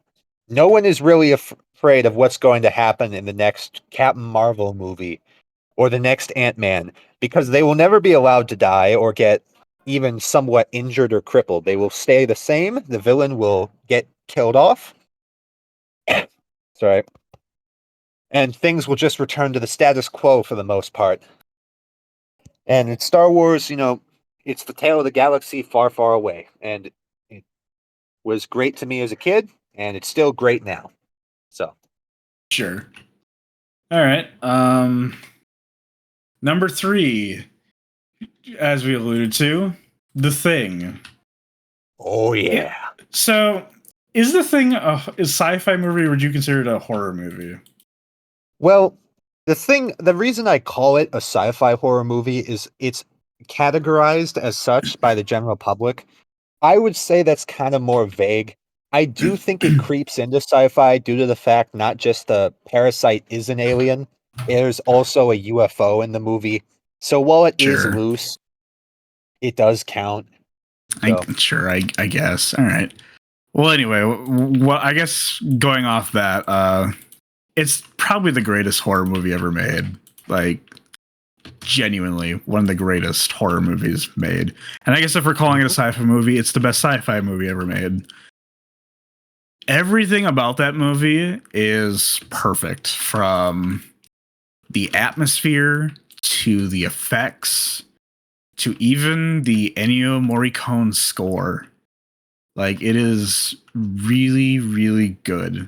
Like, there's almost nothing ever topping it, honestly.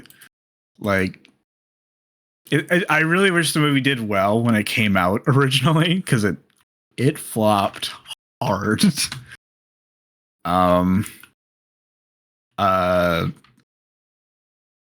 What else is there to say about it? It's a movie that I've watched every Halloween. So take that as you will. Kurt Russell is incredible. Almost everyone who acts in it is amazing. I also like the very ambiguous ending of, like, everything is destroyed. The thing could still be around, but it doesn't matter because everything is destroyed and we're probably going to die. I really like that nihilistic ending to it. There's also some really good, like, some creature effects, stop motion effects that are really good. Yeah, it's genuinely one of the greatest horror movies ever made, and sure, I guess it's the greatest sci-fi movie ever made. Yeah. I do appreciate how the movie never really got an official sequel. There is The Thing too, but that's a prequel, to be clear. Yeah, it's the 2011 sequel / remake or whatever it is. Well, it covers the Norwegian base that got destroyed before the events of the original Thing. Yeah, that's what, if you remember, they had the infected dog that was getting chased by the Norwegians they shot. It's Oh, supposed yeah. Yeah, that's how those two movies connect. I really do like how The Thing 2 is a prequel, because I really would hate if The Thing ended up like a lot of horror movie series from the time period. I think around 80s, 90s, 70s, those 3 decades, you had a bunch of series like Halloween, Nightmare on Elm Street, Friday the Yeah. 13th, that did have, good movie installments in them.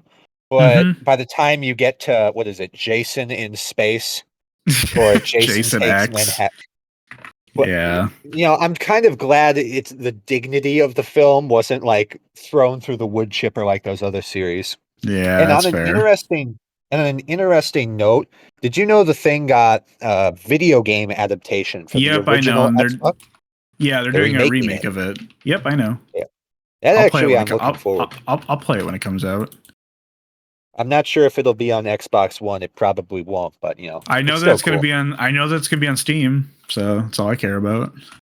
Mm-hmm. Well, what do I have next up? All right. Lord of the Rings. Now this Uh, Lord of the Rings, the book's ugh. written. Okay, apparently. Sorry, I'm losing track of my words from how much I've talked. All right, to keep it short and sweet, The Lord of the Rings is a book series that was written by Mr. J.R.R. Tolkien in order to, give a mythology for the original England.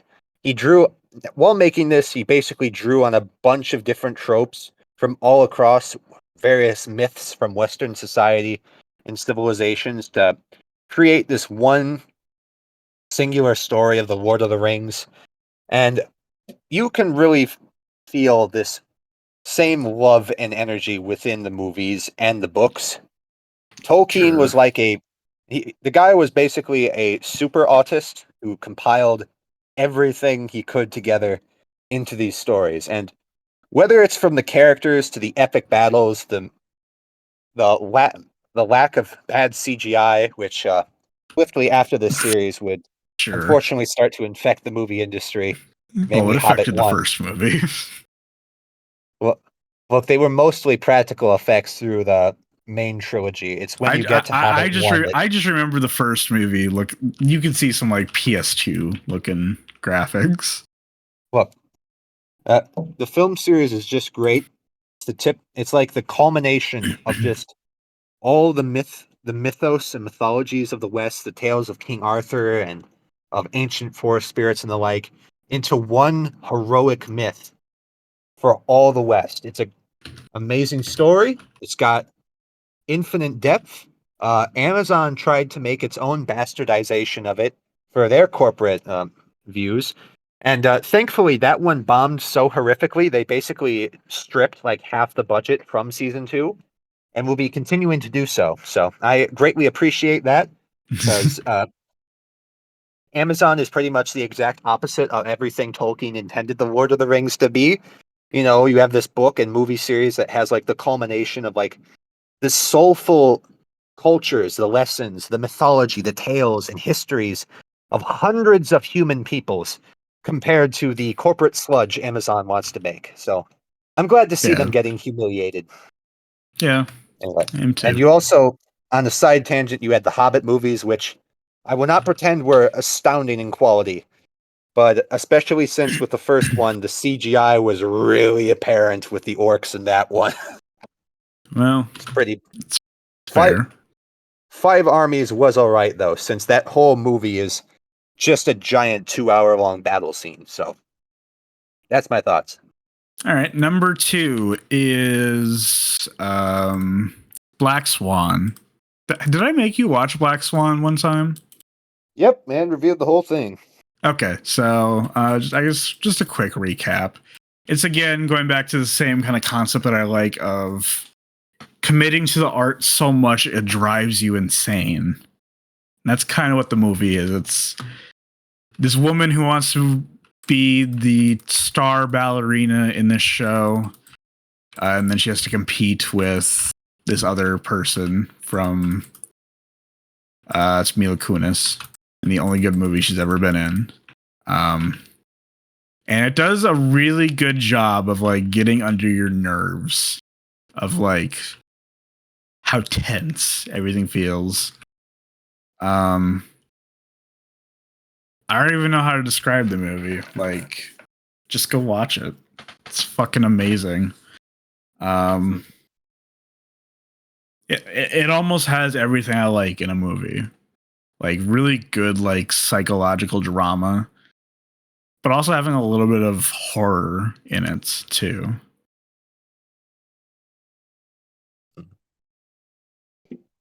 But Okay. that's Black Swan for me. All right. Now I think before we give our number 1 movie, we should give an honorable mention. And Sure. because I couldn't fit this one onto the list, the movie is 9. Just the number 9. Okay. It's an Why did you say it in such a German way? well, buddy, the film actually takes Oh place God. in Germany. Well, Actually, the movie takes place in Germany. don't you dare nerd emoji me. That's your fault. Anyway, this is very similar to the Great Martian War, as it's an alternate history animated kids movie about essentially this alternate version of Nazi Germany made this AI that created these death walkers similar to the tripods used in the War of the Worlds story, and they used it to run over almost all the world.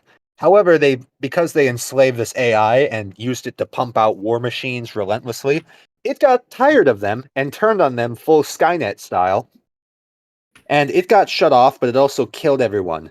The scientist who made it split his soul amongst these 9 dolls that are living amongst the waste, these tiny dolls. And it's a very weird movie, especially since it's a it's a quote unquote kids movie, but it's very dark for a kids movie. There's a guy getting his soul sucked out. The machine wakes back up and starts sucking out all the souls of the puppets it can get its hands on, and it doesn't shy away from this fact. You watch this thing tear the souls out of multiple of these things. It uses its destroyed factory and like it's not officially the Nazi party, but it's still like the angry black, white, and red banners and all the same rhetoric and appearances. It makes like these it takes like the banners of the former government and like uses them to create these mechanical vultures stalking around. It combines a cat skeleton with these needles. It makes a to hunt them down with flickering light to distract them. It makes this snake thing with fabric that swallows them whole. And they eventually learn about the destruction of the earth, and they don't pull any punches with this movie. They outright show, this genocidal regime took over, started using these machines to like kill, gas, shoot people, and it turned on them. And they do eventually win, and spoiler, they do eventually win and bring life back to the world. And I won't pretend the animation is stellar, even by 2009 standards. It's aside from some excellent lighting and the fact that just the design of the characters and the machine is amazing. So it didn't quite make its way onto the top 30 list, but it's definitely one of the most unique animated movies I've ever seen. And especially for a kids movie, it is really unique. I'd give it a definite recommendation. It's occasionally on Netflix, but I think you might like it. Okay. I didn't have an honorable mention planned, so what I'll do is I'm going to talk about my favorite movie this year instead, because it's really fucking good. And that would be The Substance. The Substance. Is that what? Is that based off the stuff? No. It's not. It's not. But anyway, The Substance. All right, 80s horror movie. I know, I've heard of it. The Substance is about this drug that you can take where it's really weird. It's like you take it, and then for a week, a younger version of you will spawn from you. But then after the week, you must go back to the old version of yourself. And then, that cycle continues until you decide to stop it. However, the message that is said throughout the movie is, remember, you are one. Because anything that you do as your young self can also take effect to your older self too. And also, if you decide if either the older self or the younger self disobeys the 1 week thing, because there are ways of manipulating to get a longer time with the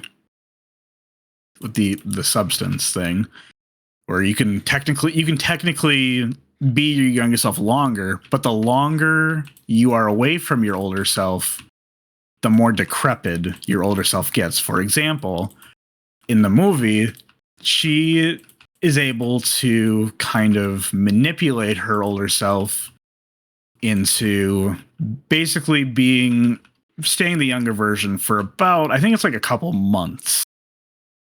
And then when the older version wakes up finally, the older version is like a decrepit, like hunchback.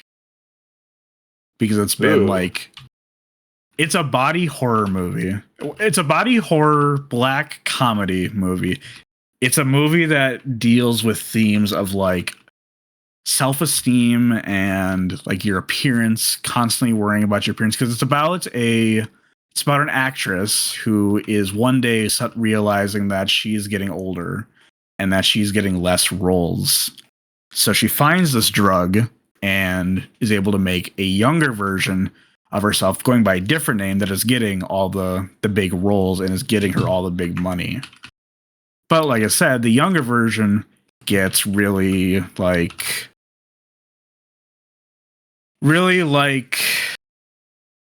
manipulative and will like extend themselves to stay alive longer than the weak. And that this will destroy the older person. I kind of, do you want me to spoil the ending or not? I'd say no, because this sounds All right. really interesting. This is an amazing. It just came out like 2 months ago, by the way.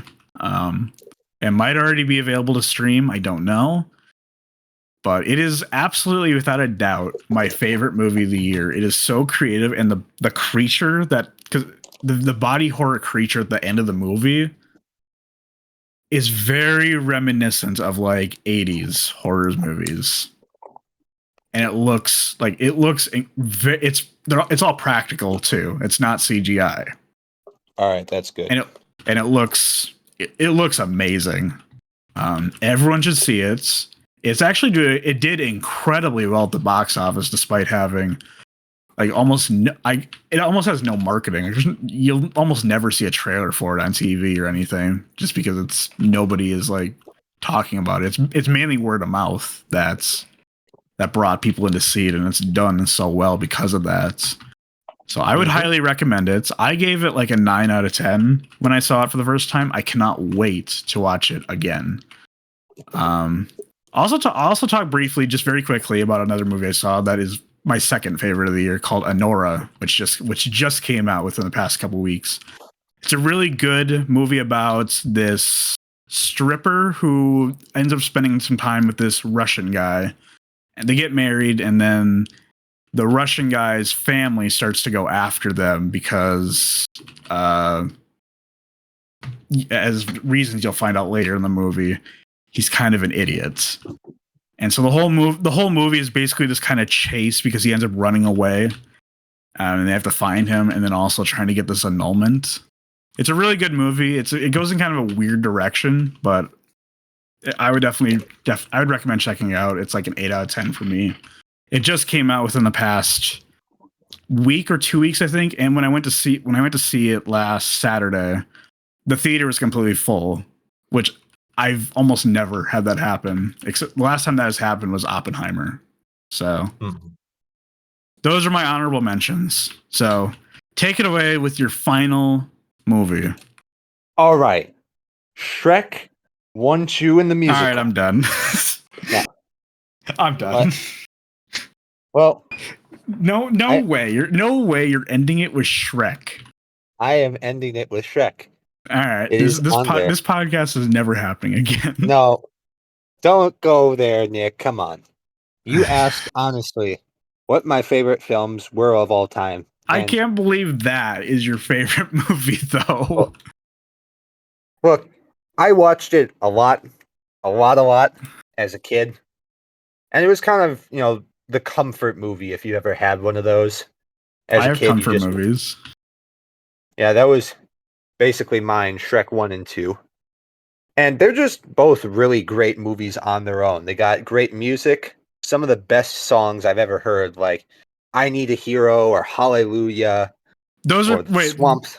Wait, Duncan, those songs have all existed before Shrek. But they're done the best in this movie, especially the I Need a Hero, which was absolutely dog shit in Footloose. And I'm not taking that back. Honestly, that song, it just reminds me of a scene in Euphoria.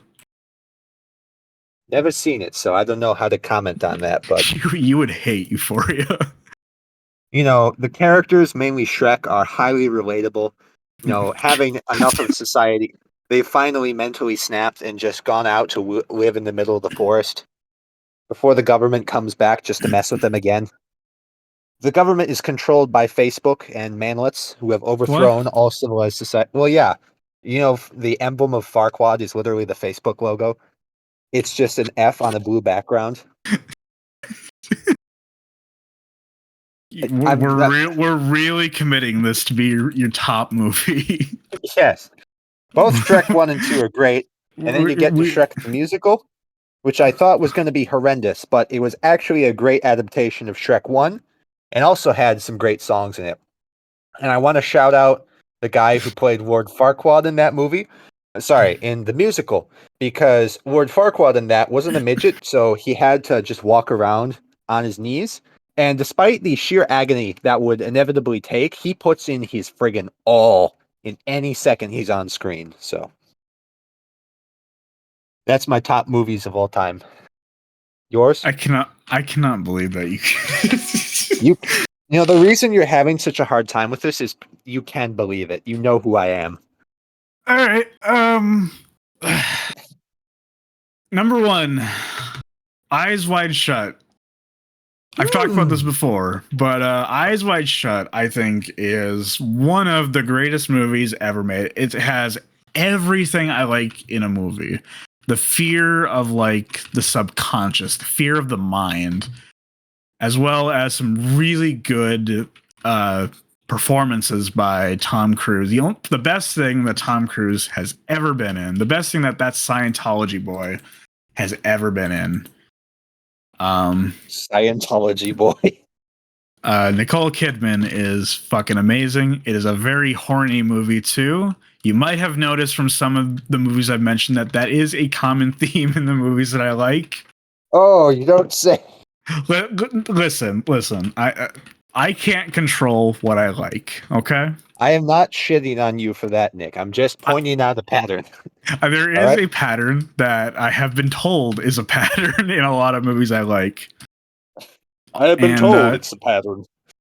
And I'm no comments on that pattern. It might be a pattern, and I can't tell you why. It's just a pattern of things that I like in movies. Okay, but yeah, it's a movie that's about like the fear of like what happens in your mind, because the movie is about this couple. They're a relatively normal couple, and then one day Nicole Kidman has a dream of having an affair with someone, and the dream makes her afraid. Why is she having this dream? And Tom Cruise's normal reaction is, I'm gonna go for a walk, and I'm either going to try to process this, or I'm gonna one up her, like a normal person does. Mm-hmm. Yes, the movies, as I'm sure everyone is probably familiar with, then he goes to a sex cult. Who wouldn't want to go to one? Also, there's a lot of really good cinematography in this. And what's really amazing is there's a lot of scenes where Tom Cruise is walking around New York.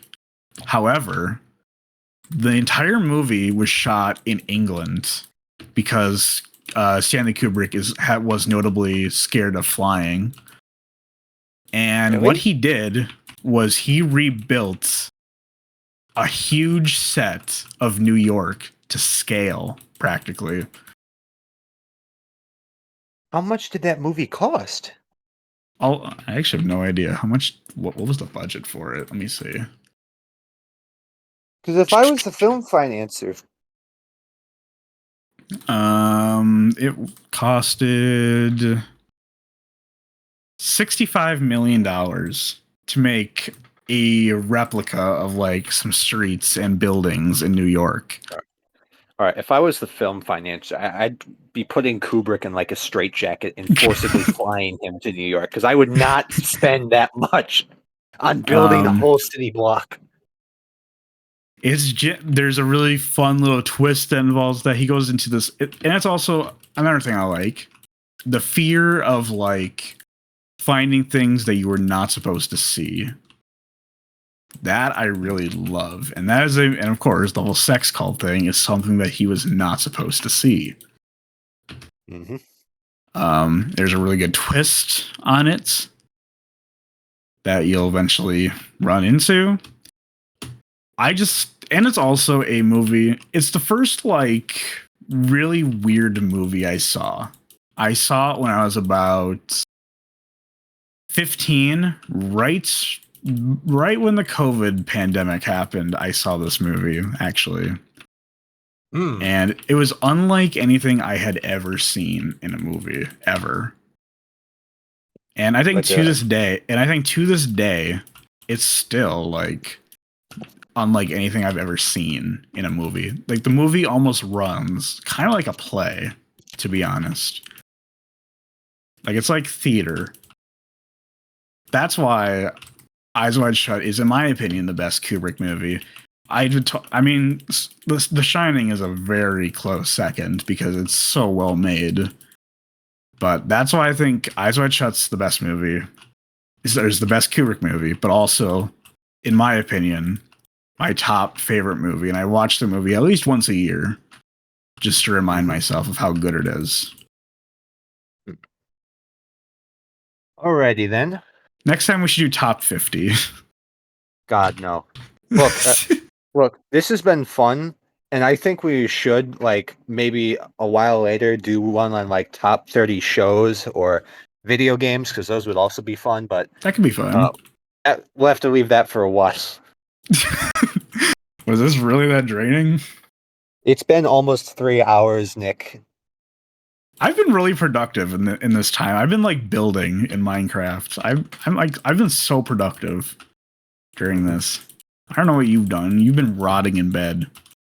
I have not been in bed. I've been walking around, sitting, drawing. Like an old man.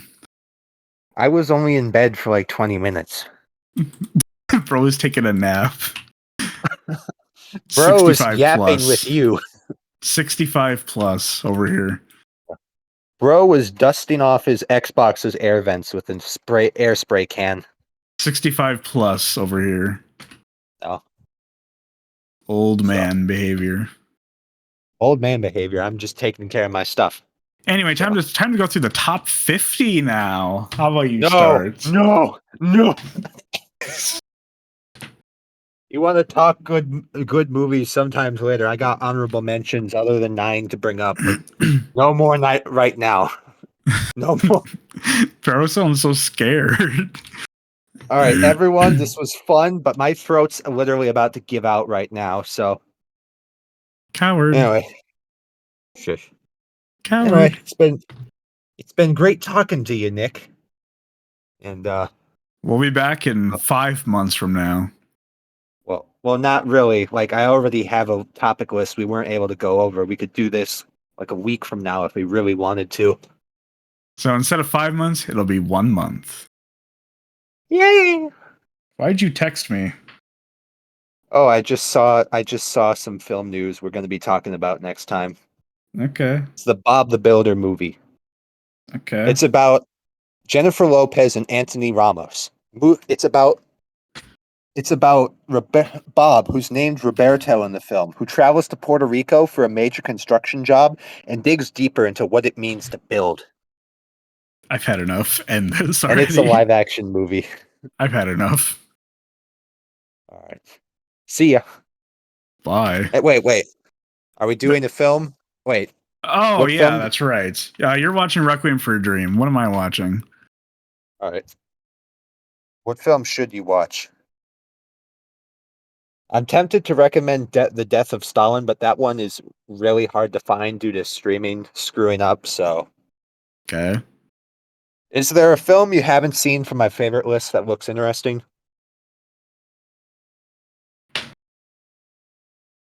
Let me see.